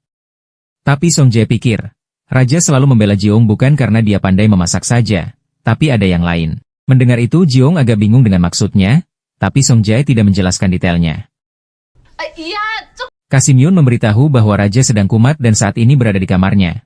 Dia meminta para koki untuk mengecek semua hidangan untuk Raja, karena Raja bisa murka jika mereka melakukan kesalahan. Jiong sebagai orang baru tidak tahu jika Raja sering mengamuk, dan Raja tidak mempercayai siapapun saat sedang kumat. Hanya Mokju yang dapat membuatnya tenang. Jiong pun harus memikirkan ide untuk memasak, agar dapat mengobati luka batin yang dialami Raja saat ini. Akhirnya hidangan makan malam untuk Raja telah siap, tapi ketika para pelayan sudah menyiapkan makan malam itu, Raja menyuruh mereka semua pergi dari kamarnya, hanya Jiong yang boleh tinggal. Li Hon pun bertanya masakan apa yang Jiong masak kali ini, dan Jiong menjelaskan bahwa itu adalah pasta kerang yang menggunakan saus doenjang. Dan karena Li Hon kesulitan memegang sumpit, Jiong pun menyuapinya. Saat memakannya, Li Hon menyukai rasa pasta itu, dan dia memakannya sendiri sampai tidak tersisa. Ternyata Jiong memilih pasta karena saat dia sedang merasa kesal, ayahnya selalu membuatkan hidangan pasta, dan itu dapat membuatnya melupakan masalahnya. Kemudian Li Hon bertanya di mana ibunya, Karena Jiong hanya selalu membahas tentang ayahnya saja, Jiong pun memberitahu bahwa ibunya telah meninggal sejak Jiong kecil. Li-hon merasa Jiong pasti sangat kesepian dan menderita, sama seperti dirinya. Jiong kemudian bercerita tentang ayahnya yang mungkin sedang mencarinya ke penjuru dunia, karena tidak dapat menemukannya. Jiong meminta raja untuk mencarikan tasnya, agar Jiong dapat bertemu dengan ayahnya. Mendengar itu Li-hon agak bingung. Kemudian Jiong pun menjelaskan bahwa dia sepertinya melompati waktu karena buku yang sebelumnya dia baca. Buku itu bernama Mangun Rock. Li-hon tidak begitu percaya dengan perkataan Jiong, kemudian dia meminta Jiong untuk bercerita tentang masa depannya. Jiong agak bingung, karena sebentar lagi akan ada pemberontakan untuk menggulingkan Li-hon. Apakah jika dia bercerita maka sejarah bisa dirubah? Jiong tidak tahu, dan dia memilih untuk tidak bercerita.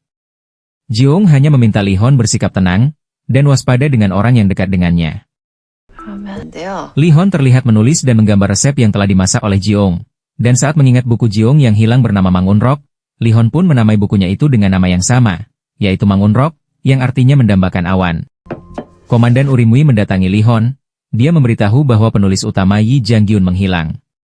Seharusnya mereka bertemu malam ini, tapi penulis itu tidak muncul. Komandan hanya menemukan plakat yang berlumuran darah. Melihat dari darahnya dan plakat yang jatuh, tampaknya dia diserang pembunuh. Li-hon bingung, sebenarnya kejahatan apa yang dilakukan oleh ibunya sampai mereka berusaha keras menyembunyikannya. Dan saat ini Li-hon tidak mempercayai siapapun. Jiong dibangunkan oleh kepala Kasim, karena dia harus membuatkan camilan untuk raja. Jiong pun mendatangi raja untuk memberikan camilan itu, tapi melihat Li-hon yang terjatuh membuat Jiong khawatir. Dia pun baru sadar bahwa saat ini Li-hon sedang mabuk. Tiba-tiba Li-hon menarik Jiong dan memintanya untuk didekatnya sebentar saja. Jiong melihat Li-hon yang menangis pada saat itu, dan Jiong tidak dapat melakukan apa-apa saat Li-hon menciumnya. Pagi harinya, dengan kesal Jiong memukul-mukul ikan kering di dapur istana. Para koki lainnya dan juga Gilgem bingung apa yang sebenarnya terjadi dengan Jiong. Dan Jiong juga tidak menceritakan kenapa dia seperti itu. Jiong hanya sangat marah, dia ingat peristiwa Li-hon yang semalam menciumnya. Jiong tidak terima diperlakukan seenaknya oleh Li-hon, dan dia semakin kesal karena hari ini Jiong masih harus menyiapkan makanan untuk Li-hon. Jiong dan juga para dayang istana membawakan sarapan untuk Li-hon. Itu adalah sup ikan kering untuk meredakan mabuknya raja. Seperti biasa sebelum memakannya, dayang istana mencicipinya terlebih dahulu dan kemudian raja memakannya. Tapi Li-hon tidak melihat ikan keringnya.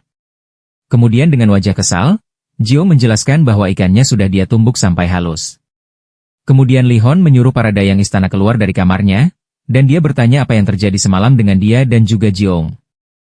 Karena sedang minum dan mabuk, Li-hon pun tidak mengingat apapun, dan itu membuat Jiong semakin kesal. Kemudian Jiong mempraktekkan tingkah Li-hon semalam, tapi Li-hon merasa Jiong tidak sopan, dan Jiong pun mengatakan bahwa Li-hon bukanlah tipenya. Li-hon bukan tipe pria yang dia suka. Mendengar itu Li-hon pun memberitahu bahwa dia tidak menganggap Jiong sebagai wanita melainkan hanya koki istana. Jiong pun semakin muak dan meminta Li-hon untuk memperhatikan kelakuannya saat minum di malam hari. Li-hon memanggil kepala Kasim untuk memberitahukannya apa yang terjadi dengan Jiong. Dan dengan hati-hati kepala Kasim menjelaskan bahwa semalam raja menempelkan bibirnya ke bibir Jiong. Mendengar itu Li-hon pun terkejut, dan dia menjadi ingat kejadian semalam saat dia mabuk. Dia mencium Jiong. Li-hon bingung harus berbuat apa kepada Jiong. Kemudian dia sadar bahwa dia adalah raja sedangkan Jiong hanyalah koki istana. Jadi Li-hon akan menganggap hal itu tidak pernah terjadi.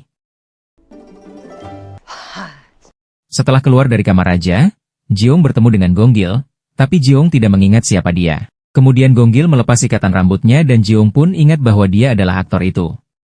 Sebenarnya Gonggil khawatir dengan apa yang telah terjadi dengan Gilgem saat perlombaan memasak itu. Jiong pun ingat, Gilgem pernah bercerita bahwa dia ditolong oleh Gonggil. Jiong pun memberitahu bahwa Gilgem baik-baik saja, dan dia penasaran siapa orang yang menjatuhkan Gilgem. Dengan melihat pakaiannya, Gonggil pun memberitahu bahwa dia seperti dayang istana, tapi dia tidak melihat wajah dayang itu. Ternyata Gonggil mengambil senjata yang akan digunakan dayang itu untuk melukai Gilgem. Itu adalah tusuk konde. Dan Gonggil memiliki tempat untuk tusuk konde itu, dia dapatkan itu dari kakaknya yang meninggal karena disiksa oleh orang istana. Gonggil pikir, dengan mendekati Jiong, dia dapat menemukan pembunuh dari kakaknya itu. Dayang Mokju sudah memastikan bahwa Gonggil tidak melihatnya pada saat itu, dan Mokju pikir sepertinya Gonggil menyukai Jiong karena berusaha melindungi Jiong. Mokju menyuruh dayangnya untuk mencari tahu tentang Gonggil, karena jika dia menyukai Jiong, maka dia akan selalu menghalangi rencana Mokju. Song Jae membawa surat-surat untuk dibaca raja. Itu adalah surat dari para menteri yang butuh perhatian raja. Mereka ingin raja mengurangi jumlah ginseng untuk upeti yang diberikan kepada gubernur. Mendengar itu, Li Hon sangat kesal karena istana selalu diributkan oleh hal semacam itu. Kemudian Song Jae membahas tentang kejadian pada malam itu saat Li Hon mencium Jiong. Mendengar itu, Li Hon pun merasa telah memberikan kehormatan untuk Jiong. Tapi alih-alih berterima kasih, Jiong malah menunjukkan kebencian di wajahnya. Kemudian Song Jae meminta raja agar memberikan hadiah untuk Jiong, karena itulah cara untuk merayu wanita. Tapi Li Hon bingung harus memberikan hadiah apa kepada Jiong, dan Song Jae pikir, raja harus mencari tahu hal itu, karena wanita tidak mudah dipahami, dan wanita memiliki kesukaan yang berbeda-beda. Raja mengadakan rapat bersama para menterinya untuk mempersiapkan penyambutan utusan Ming yang akan datang ke istana. Tapi raja dipusingkan dengan para menterinya yang akan memberikan hadiah yang cukup besar untuk mereka. Raja tidak setuju hal itu, karena harta kerajaan didapatkan dari keringat rakyatnya, tidak seharusnya diberikan kepada utusan Ming dengan jumlah yang besar.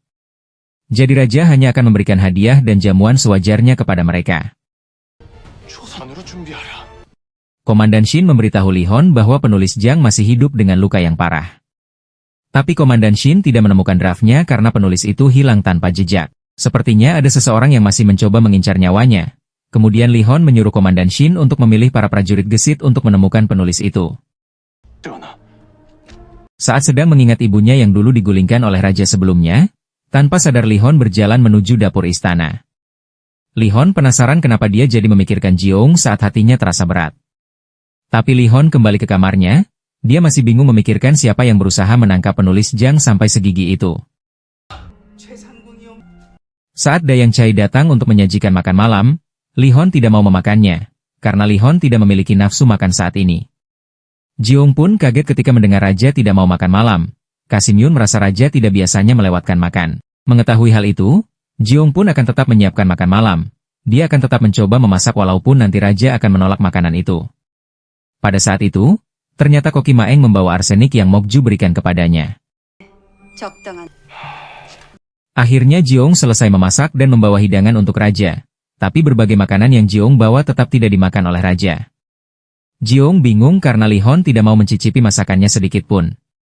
Gilge mengajak Jiong untuk beristirahat di kamar, tapi Jiong memilih duduk sendirian di depan kamarnya. Jiong memikirkan ayahnya, apakah ayahnya melewatkan makan seperti Li Hon. Dan pada saat itu Jiong justru memikirkan Li Hon. Dia merasa sudah gila karena membayangkan wajah Li Hon. Jiong juga khawatir dengan Li Hon. Kenapa dia tidak mau makan apapun, padahal dia butuh tenaga. Di tempat lain Li Hon ternyata juga memikirkan Jiong, dan pada saat itu perutnya berbunyi karena dia merasakan lapar. Li Hon pun menyuruh kepala Kasim untuk menyiapkan makan malam untuknya. Dayang istana membawa masuk makan malam untuk raja, dan Li Hon menyapa Jiong karena lama tidak bertemu dengannya. Karena Li Hon tidak makan seharian, Jiong membuatkan sup ayam untuk menghangatkan perutnya. Itu adalah sup ayam bening dengan daging dan sayur.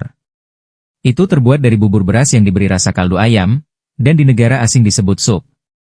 Setelah dayang istana memastikan makanan itu aman, Li Hon pun memakannya dan dia sangat menyukai rasa sup itu. Menurutnya itu sangat lezat. Jiong bingung kenapa dia merasa bangga karena Li Hon menyukai supnya. Sedangkan saat Li Hon melihat Jiong dari balik jendelanya, dia tersenyum melihat Jiong, dan jantungnya berdetak kencang pada saat itu. Pangeran Jesan mengetahui bahwa guru raja, Kim Yang Sun, yang menugaskan seseorang untuk memanah raja pada saat di hutan. Pangeran Jesan sangat marah karena dia bertindak sendirian.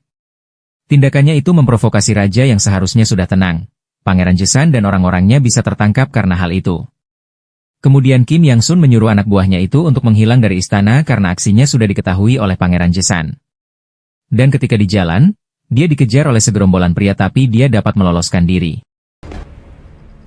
Ternyata anak buah Kim Yang Sun itu adalah Gonggil. Dia pun menjadi tahu bahwa Kim Yang Sun didukung oleh Pangeran Jesan. Ternyata yang mengejar Gonggil adalah anak buah Pangeran Jesan. Dan karena selalu gagal, Pangeran Jesan pun akan memenggal kepala Dukcul, tapi dia tidak jadi memenggal kepalanya. Dia meminta Dukcul untuk tidak melakukan kesalahan lagi. Kasim Yun membawakan daging segar untuk dimasak oleh Jiong. Karena hari ini adalah pemeriksaan raja, jadi Pangeran Jesan akan datang ke istana. Oleh karena itu para koki harus menyiapkan hidangan istimewa untuk mereka. Jiong pikir, itu sama seperti pengecekan medis dan Jiong pun akan menyiapkan makanan untuk mereka. Dan saat mengetahui nama Pangeran Jesan, Jiong menjadi ingat bahwa dia adalah Pangeran Agung Jinmyong yang merebut tahta setelah memberontak, tapi Jiong tidak begitu mengingatnya. Tapi pada saat Jiong akan memasak dengan koki lainnya, Dayang Mokju menyuruh koki Maeng untuk menyiapkan masakan, karena Mokju akan membawakan makanan itu untuk raja, dan semua makanan itu terbuat dari ayam. Kemudian koki Maeng memberitahu Jiong bahwa dia diperintah oleh ratu untuk menyiapkan hidangan untuk raja dan Pangeran Jesan. Mendengar hal itu, Jiong akan tetap menyiapkan hidangan untuk raja, karena itu adalah tugasnya, dan koki Maeng pun meminta koki Min untuk membantunya. Sedangkan Jiong akan memasak makanan schnitzel, atau yang biasa disebut tonkatsu. Jiong memulai memasak dengan memipihkan daging, kemudian membuat kremesan. Dia dengan sabar memberitahu caranya kepada para koki istana, dengan menggoreng daging itu yang sudah dilumuri telur dan tepung. Saat ingin menyajikannya, Jiong meletakkan pisau di samping hidangan itu, tapi raja tidak akan membiarkan ada pisau di dekatnya, jadi Jiong mengiris daging itu sebelum disajikan. Pada saat itu Mokju datang untuk mencicipi masakan yang dibuat oleh koki Maeng. Dan ketika hendak pergi, dengan sengaja Mokju menyenggol masakannya Jiong sampai tumpah. Jiong sangat kesal karena hidangan itu sudah ditata rapi sebelumnya, dan dia pun harus menata hidangan itu lagi. Akhirnya kesehatan Li Hon sudah selesai diperiksa. Walaupun perutnya telah melemah karena puasa, tapi tabib memastikan bahwa Li Hon sehat. Namun, agar perutnya tidak sakit, Li Hon harus menghindari makanan dingin untuk sementara waktu. Kemudian Pangeran Jesan mengajak Li Hon untuk minum ekstrak akar bunga lonceng atau kacang hitam rebus setelah makan. Mendengar itu, Li Hon merasa pamannya itu sedang mengkhawatirkannya. Mokju dan juga Jiong menyiapkan hidangan masing-masing untuk makan siang Li Hon dan Pangeran Jesan. Li Hon agak bingung ketika melihat Mokju dan Jiong membawakan dua makanan yang berbeda. Mokju pun menjelaskan, karena ada pemeriksaan fisik, maka dia menyiapkan makan siang untuk Raja dan Pangeran Jesan. Mokju menyiapkan hidangan yang istimewa dengan bantuan koki Maeng. Sedangkan makan siang lainnya disiapkan oleh kepala koki istana dan koki lain di dapur istana. Tapi Li Hon pikir, seharusnya Mokju bisa memberitahu dapur istana untuk menyiapkan satu hidangan saja. Kemudian Mokju memberi alasan, bahwa dia sudah memberi instruksi itu, tapi ketika tiba di dapur istana, masakan Jiong sudah disiapkan. Mokju mengatakan bahwa Jiong pikir makanan yang dihidangkan Mokju tidak cukup lezat. Tentu saja Jiong kesal karena Mokju bersikap kekanak-kanakan, tapi Li Hon membela Jiong, dengan menjelaskan karena tak ada perintah langsung darinya, jadi Jiong menyiapkan hidangan seperti biasa. Dan Pangeran Jesan memuji ratu karena sangat peduli dengan raja, dan saat melihat Jiong, Pangeran Jesan merasa Jiong sangat cantik dan juga bicara tanpa rasa takut. Li Hon akan mencicipi hidangan Mokju dahulu. Itu adalah sup ayam dingin dengan kaldu yang dibuat dengan merebus ayam muda untuk waktu lama. Itu menyegarkan organ dan membantu melawan teriknya musim panas, jadi hampir seperti obat. Tapi Li Hon pikir, tabib memintanya untuk menghindari makanan dingin. Kemudian Mokju menjelaskan lagi, bahwa masakan itu dibuat hanya dengan ayam betina. Menurut Mokju, itu semua yang terkait perempuan yang mungkin tampak beda di luar, tapi di dalam sama. Dia menyiapkan masakan itu dengan harapan raja akan menganggap itu adalah pelajaran yang mengajarkan agar menjauhi wanita dan fokus pada tugasnya sebagai raja.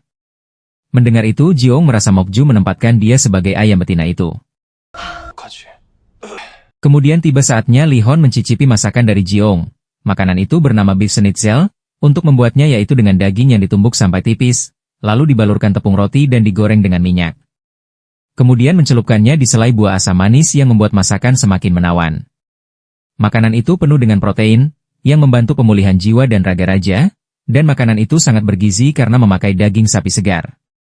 Jiong memberitahu, cara menikmati makanan itu adalah dengan mencelup ke dalam sausnya dan kemudian dimakan. Mereka pun memakannya, dan mereka bingung dengan rasanya, karena itu renyah di luar tapi bersari dan liat di dalamnya. Jiong pun menjelaskan, bahwa makanan itu renyah di bagian luar dan liat di bagian dalam. Melihat itu Mokju sangat tidak menyukai cara Jiong menyingkat kata itu. Tapi Jiong tidak takut, karena dia bisa melawan Mokju yang selalu mengincarnya. Kemudian Jiong meminta mereka untuk mencoba sayur pelengkapnya, itu adalah burdok yang dapat mengurangi lemak pada daging. Tapi Li Hon merasakan pahit pada sayuran itu, kemudian Jiong menjelaskan lagi, walaupun akar tanaman itu pahit, tapi akar mengandung lebih banyak nutrisi. Jiong tidak mau Li Hon akan salah menilai seseorang berdasarkan penampilannya saja tanpa mempertimbangkan akarnya. Tapi Li Hon merasa akar itu dapat membersihkan lidahnya, dan mereka pun melanjutkan makan. Mokju sangat marah karena Jiong menyindirnya, dan dia tidak akan membiarkan Jiong lolos. Tapi Jiong tidak takut, walaupun Mokju adalah wanita paling jahat di masa ini, tapi Jiong berasal dari masa depan, jadi dia tahu lebih banyak daripada Mokju. Alih-alih memakan hidangan dari Mokju, Li Hon dan pamannya lebih memilih makanan yang dibuat Jiong. Mereka menghabiskan makanan itu, sedangkan sup dari Mokju masih terlihat banyak. Setelah menikmati makanan itu, Pangeran Jesan pikir, baik Ratu maupun Jiong seharusnya diberi hadiah oleh Raja. Dan Mokju merasa dia sudah cukup dengan melihat Raja sehat dan bahagia. Sedangkan Jiong sebenarnya ingin tasnya kembali, tapi dia tidak bisa memberitahukannya di depan Mokju. Dan Raja juga ingat perkataan Song Jae untuk memberikan hadiah kepada Jiong agar Jiong tidak membencinya. Tapi karena tidak bisa mengatakan keinginannya yang sebenarnya, Jiong pun hanya meminta sayuran segar untuk dia masak. Mendengar itu, Pangeran Jesan merasa Jiong merupakan seorang koki yang hebat yang mengutamakan sayuran segar. Malam harinya, Li Hon menggambar masakan yang dihidangkan Jiong hari ini. Li Hon merasa Jiong selalu riang dan bijaksana.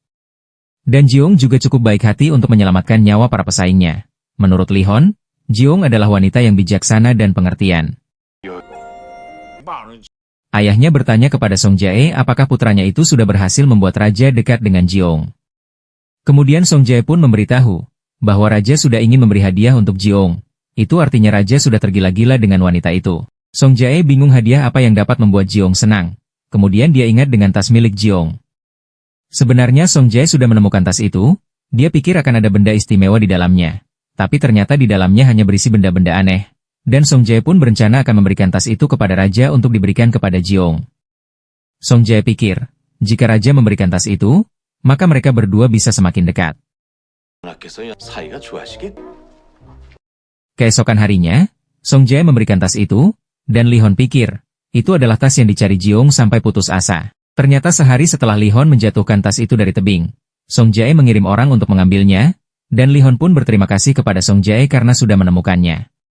Kemudian Song Jae membahas tentang utusan Ming yang akan datang ke istana.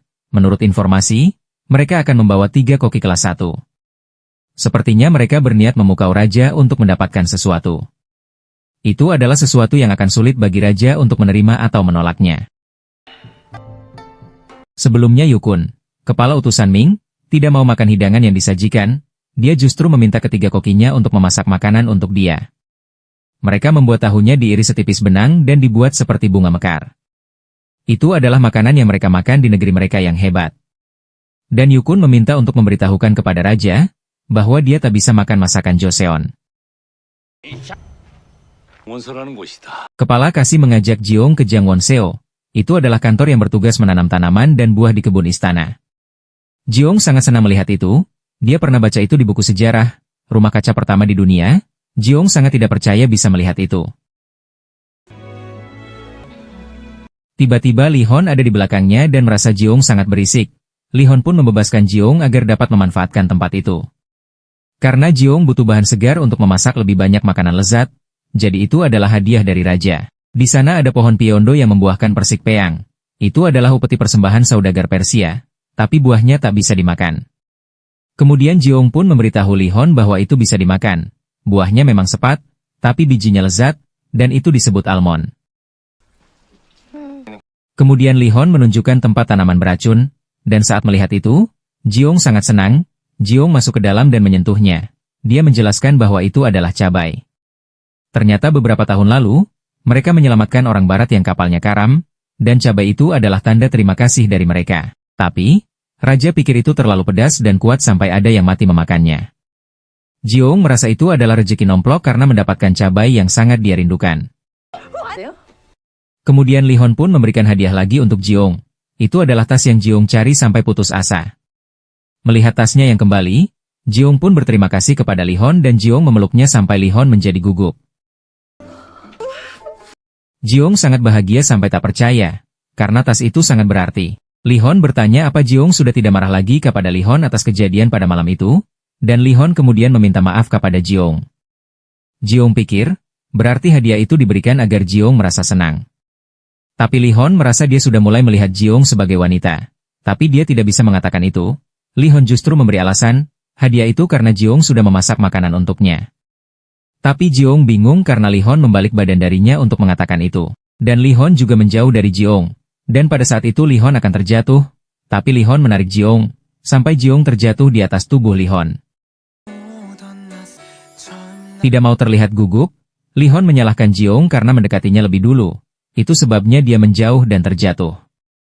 Tapi ketika melihat luka kecil di tangan Jiong, Li Hon bersikap overprotektif dengan ingin memanggil tabib istana. Padahal itu hanyalah luka kecil yang Jiong sering dapatkan saat di dapur. Li Hon bahkan ingin menyuruh para koki untuk menumpulkan semua pisau yang ada di dapur. Tapi Jiong merasa itu tidak perlu karena dia akan kembali ke masa depan. Kemudian Jiong mencari buku Mangunrok di dalam tasnya. Tapi buku itu tidak ada.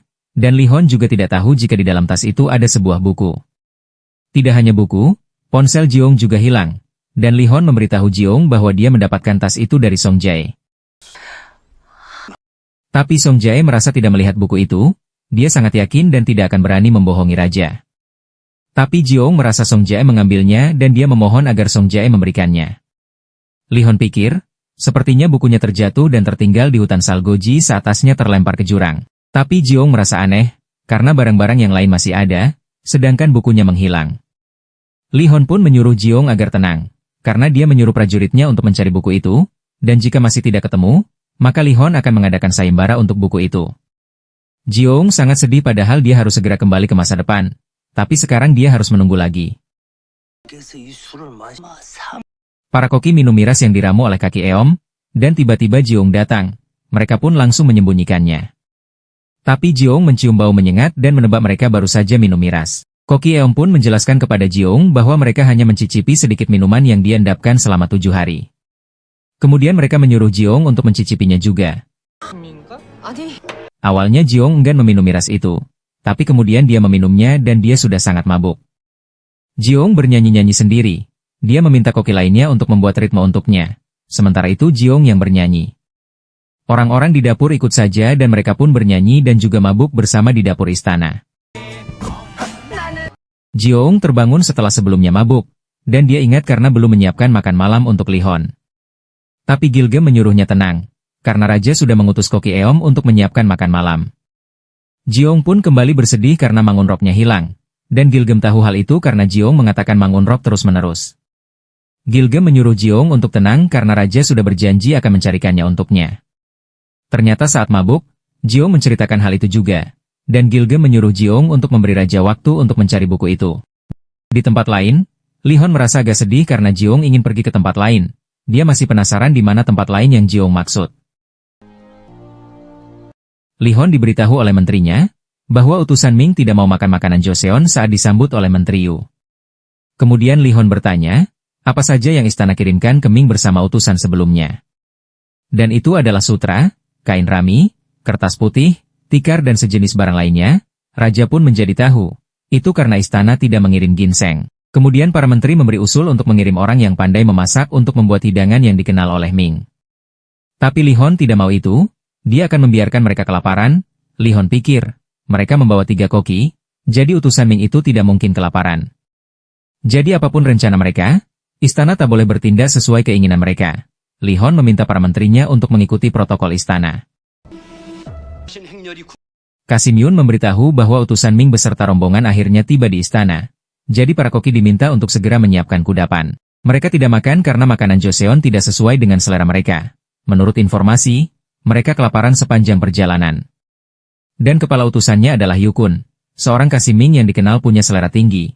Jadi para koki harus cermat menyiapkan dan menyajikan makanannya. Karena kepala utusan yang berkunjung punya pengaruh besar, yang telah membesarkan kaisar sejak dia masih putra mahkota. Dia pasti sudah mencoba makanan lezat di seluruh dunia. Mendengar itu, Jiong pikir, dia akan menyajikan makanan yang belum pernah dia rasakan. Tapi para koki istana agak khawatir karena koki Ming yang luar biasa mahir pernah berpartisipasi dalam kompetisi memasak melawan koki Joseon. Mereka adalah Bai Long, Wen Lei dan Ya Fei Xiu. Li Hon menyambut utusan Ming dan dia mengatakan bahwa mereka tidak menyukai makanan Joseon, jadi itu pasti repot. Tapi Yukun mengajak koki dari Ming, jadi mereka tidak kelaparan, dan para koki itu bukan cuma koki, tapi juga pengawal. Pertama, koki yang setara dengan kepala koki istana. Dia keturunan terakhir klan Sichuan Tang, yang terkenal dengan bela diri. Dia koki legendaris, master makanan Sichuan, Tang Bailong. Orang berikutnya adalah keponakan sekaligus murid Tang Bailong. Dia menyatukan makanan Sichuan dengan makanan wilayah lain untuk menciptakan tradisi baru. Dia adalah peri makanan Sichuan, Ya Fei Xiu. Berikutnya, koki paling misterius, yang katanya keturunan Konfusius. Dia adalah master makanan Shandong yang memiliki keahlian memasak setajam pisaunya dan masakannya juga lezat, Kong Wenli. Setelah mengetahui itu, Jiong merasa tertarik, karena mereka semua pasti koki yang sangat hebat. Tapi ada pepatah lama yang mengatakan, tak semua yang berkilau itu emas. Jadi mereka harus bergegas karena waktu mereka sempit. Yukun akan memperlihatkan ke raja bahwa kokinya adalah seorang pakar kuliner. Mendengar itu Li Hon pun sangat menantikannya, karena dia juga punya kepala koki istana istimewa, yang masakannya memiliki cita rasa makanan Joseon yang autentik. Dan ternyata Yukun sudah tahu tentang Jiong, dan dia penasaran dengan masakan Jiong.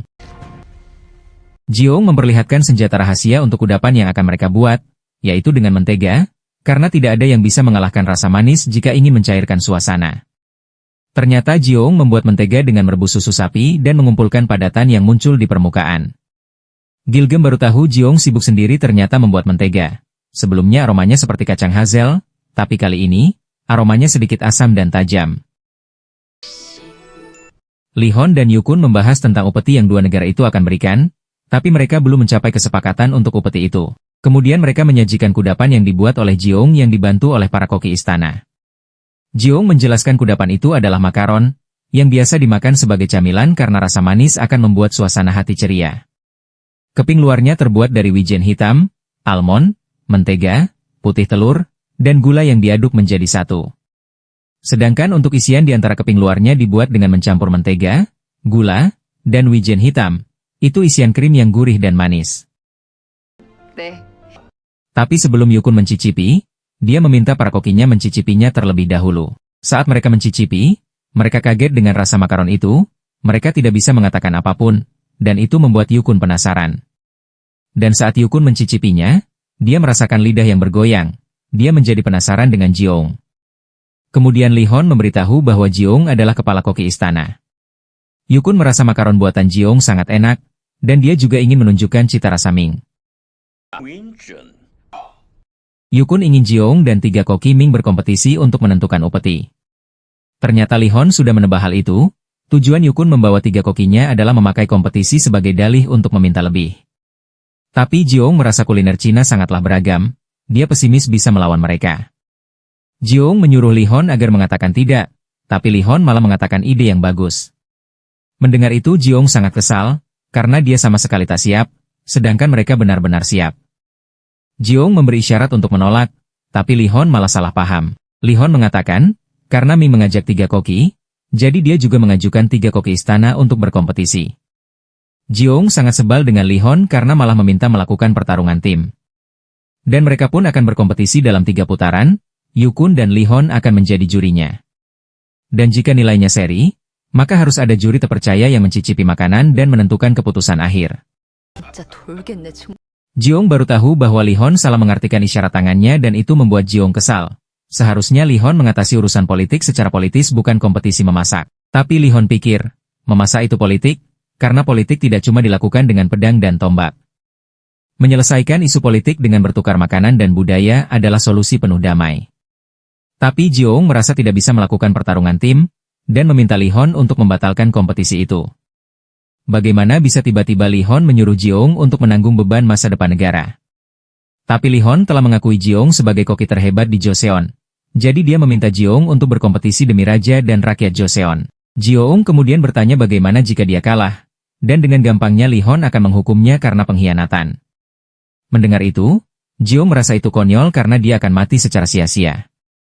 Kemudian Li Hon memberitahu jika Jiong menang, maka dia berjanji akan mencarikan Mangun Rock untuknya.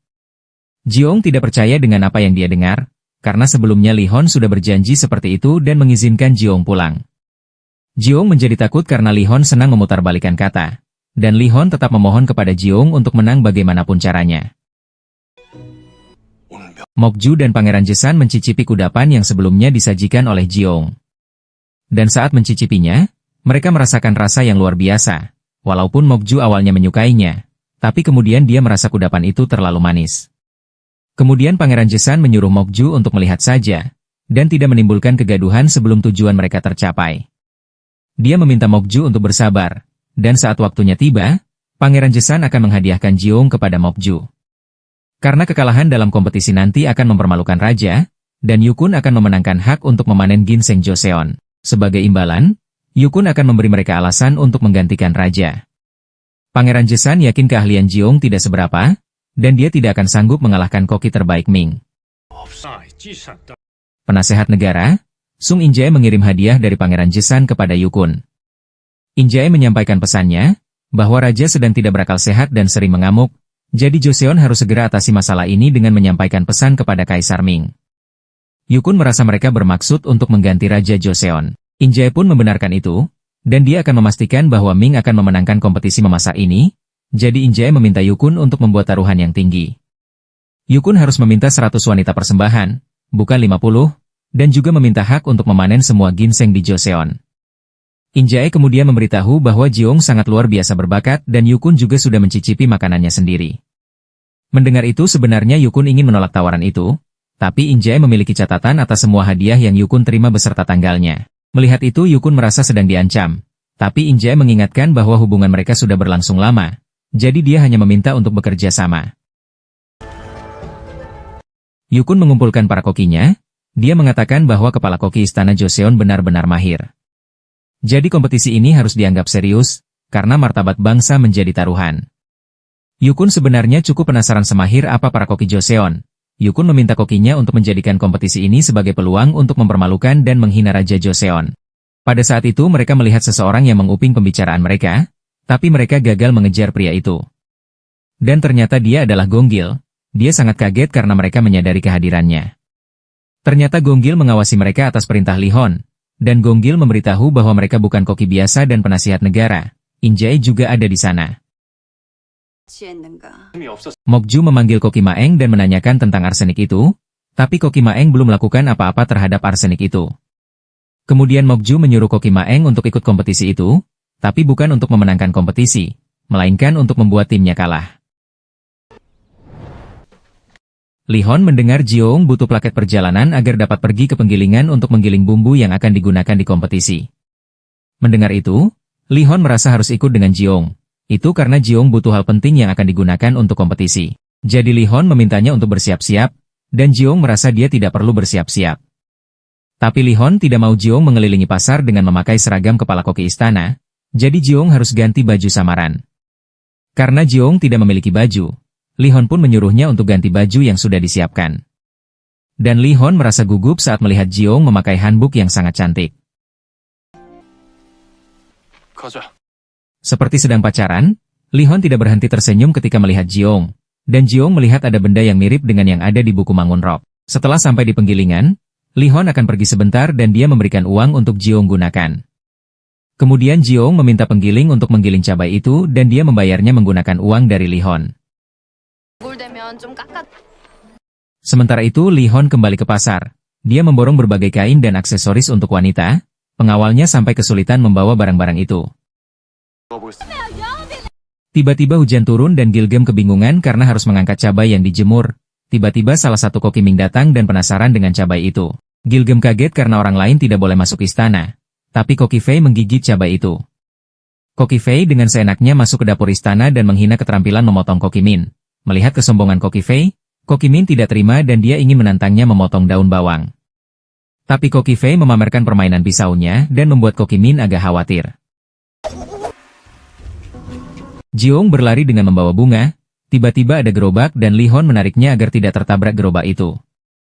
Melihat bunga-bunganya terjatuh, Jiong pun menjadi sedih, dan Lihon pun mengajaknya kembali ke istana. Tapi Jiong mengambil bunga yang terjatuh, karena bunga itu mengandung khasiat obat yang dapat menenangkan pikiran dan itu bisa ditaruh di kamar Lihon. Ternyata Jiong masih sempat memikirkan Lihon walaupun kompetisi sudah dekat. Jiong tersenyum melihat noda di wajah Lihon, tapi alih-alih membersihkannya, Jiong malah menambah noda itu. Dan Lihon menyadari itu, dia pun memberikan noda yang sama di wajah Jiong. Li Hon terlihat bahagia saat mengejar Jiong yang sedang kesal. Mereka kembali ke istana dengan wajah yang kotor. Jiong heran karena Li Hon meninggalkan istana sangat lama, tapi Li Hon merasa menyiapkan bahan untuk kompetisi itu lebih penting daripada di istana. Li Hon penasaran, apa Jiong benar-benar bisa menang dengan cabai. Sebenarnya Jiong tidak merasa yakin, tapi dia merasa perlu sesuatu yang mencolok seperti gochugaru dan gochujang. Itu adalah bumbu rahasia yang sangat penting dalam kompetisi. Sebelumnya Li Hon pernah merasakannya saat makan bibimbap di gubuk sampai membuatnya menangis. Kemudian Li Hon memberikan ornamen yang Jiong lihat di pasar. Ternyata Li Hon melihat Jiong yang melihat-lihat ornamen itu. Li Hon masuk ke dalam dan menaruh bunga itu di dalam kamarnya. Sementara itu Jiong bingung dengan barang-barang yang dibelikan Li Hon di pasar. Jiong kaget ketika melihat salah satu koki Ming berada di dapur istana. Ternyata para koki istana bertarung dengan koki Fei, dan semua koki istana dikalahkan oleh koki Fei. Mereka semua dipermalukan karena koki Fei sangat mahir. Dan ini adalah pertama kalinya koki Maeng kalah dalam hal terkait pisau.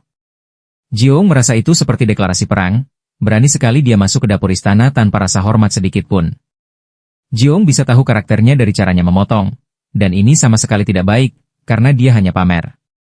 Jiong menyuruh para koki dan pelayan koki istana tidak menyerah begitu saja, karena dia sudah mengacaukan dapur istana. Mereka harus membuat koki Ming jera karena sudah meremehkan koki Joseon. Dengan semangat Jiong yang membara, mereka pun menjadi yakin bisa melawan koki Ming. Mereka semua akan membantu Jiong agar dapat mengalahkan koki Ming. Melihat semangat mereka, Jiong pun menyemangati mereka dengan mengatakan Huaiting. Dia lupa bahwa saat ini dia di Joseon dan mereka tidak tahu kata itu, kemudian Jiong mengganti kata-kata semangat yang mereka mengerti. Para koki Ming berkumpul untuk membahas para koki Joseon. Koki Fei memberitahu bahwa dia telah melawan mereka dalam lomba memotong bawang daun, dan keterampilan dasar mereka sangat payah. Koki Wenli merasa Koki Fei hanya buang-buang waktu karena hanya berurusan dengan anak buah. Tapi Koki Fei menemukan bumbu istimewa koki Joseon. Ini adalah pertama kali mereka melihat cabai, mereka pikir baunya sangat aneh. Dan Yukun pun sangat penasaran dengan apa yang membuat Raja Joseon sangat percaya diri. Ayahnya merasa khawatir apakah Jiong akan berhasil memenangkan kompetisi itu, dan Song Jae meminta ayahnya untuk tidak khawatir, karena mereka ada di tanah Joseon. Jadi Song Jae tidak akan membiarkan mereka mendapat apa yang mereka inginkan. Akhirnya pemilihan tema kompetisi memasak pun dimulai. Pertama Raja dan Yukun akan memilih tema. Mereka mengambil MU yang artinya tidak ada, dan Yuk yang artinya daging. Untuk putaran pertama, mereka harus membuat hidangan daging yang belum pernah ada dan belum pernah dilihat dunia. Kemudian yang memilih tema kedua adalah Jiong dan Koki Bailong. Mereka memilih Ji yang artinya mengetahui, dan Yeok yang artinya berubah. Yukun meminta untuk memilih lagi karena itu tak masuk akal. Tapi menurut Li Hon, diplomasi adalah tentang belajar dan memahami budaya satu sama lain. Jadi Li Hon menyarankan untuk saling memasak makanan satu sama lain. Untuk putaran kedua, Koki Ming akan membuat hidangan Joseon, dan Koki Joseon akan membuat hidangan Ming. Yukun merasa itu ide yang menarik, dan dia setuju dengan ide itu. Dan untuk tema yang ketiga, mereka meminta Pangeran Jesan dan Koki Wenli. Mereka memilih Tang yang artinya sup, dan Sem yang artinya ginseng. Ternyata Ming terkenal dengan supnya, jadi tahap ketiga ini akan menjadi putaran yang sulit.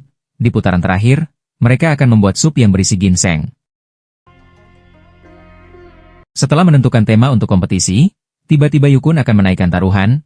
Dia ingin 100 wanita persembahan, dan juga hak untuk memanen ginseng Joseon. Mendengar itu, Li Hon juga akan menambahkan syarat, jika Joseon menang, Ming hanya akan menerima setengah upeti dan mengizinkan Joseon membeli tebu dan tepung sebanyak yang mereka mau sebelum masa panen. Yukun merasa keberatan karena itu sama saja Ming membayar upeti ke Joseon. Jadi Ming akan bertanya pendapat Kaisar dulu sebelum memutuskan. Tapi Li Hon tidak mau menunggu. Jika Ming tidak mau, maka mereka akan kembali ke kesepakatan yang sebelumnya. Dan karena Yukun sudah melakukan perjanjian dengan In Jae, maka dia pun setuju dengan syarat dari Li Hon, dan Song Jae pun mencatat kesepakatan itu. Li Hon memberi pengumuman bahwa koki dari kedua negara akan bersaing dalam 3 putaran, dan kompetisi akan berlangsung dalam 2 jam. Waktu untuk memilih hidangan dan menyiapkan bahan adalah 5 hari, jadi kompetisi akan diadakan dalam 5 hari lagi. Koki dari kedua negara pun saling hormat, dan Jiong memberitahu bahwa pisau Koki Fei yang tertinggal di dapur istana, telah Jiong kembalikan di pelataran tamu istana. Koki Ming merasa Jiong tidak sopan, karena berani menantang mereka secara terang-terangan. Tidak hanya itu, Mereka juga merusak bilah pisau milik Koki Fei. Sementara itu, sambil mengasah pisau, Jiong merasa Koki Ming harus bersiap, karena Jiong akan membuat mereka kepedasan. Entah apa yang Jiong rencanakan, tapi dia sudah membuat desain gambar kuali besi.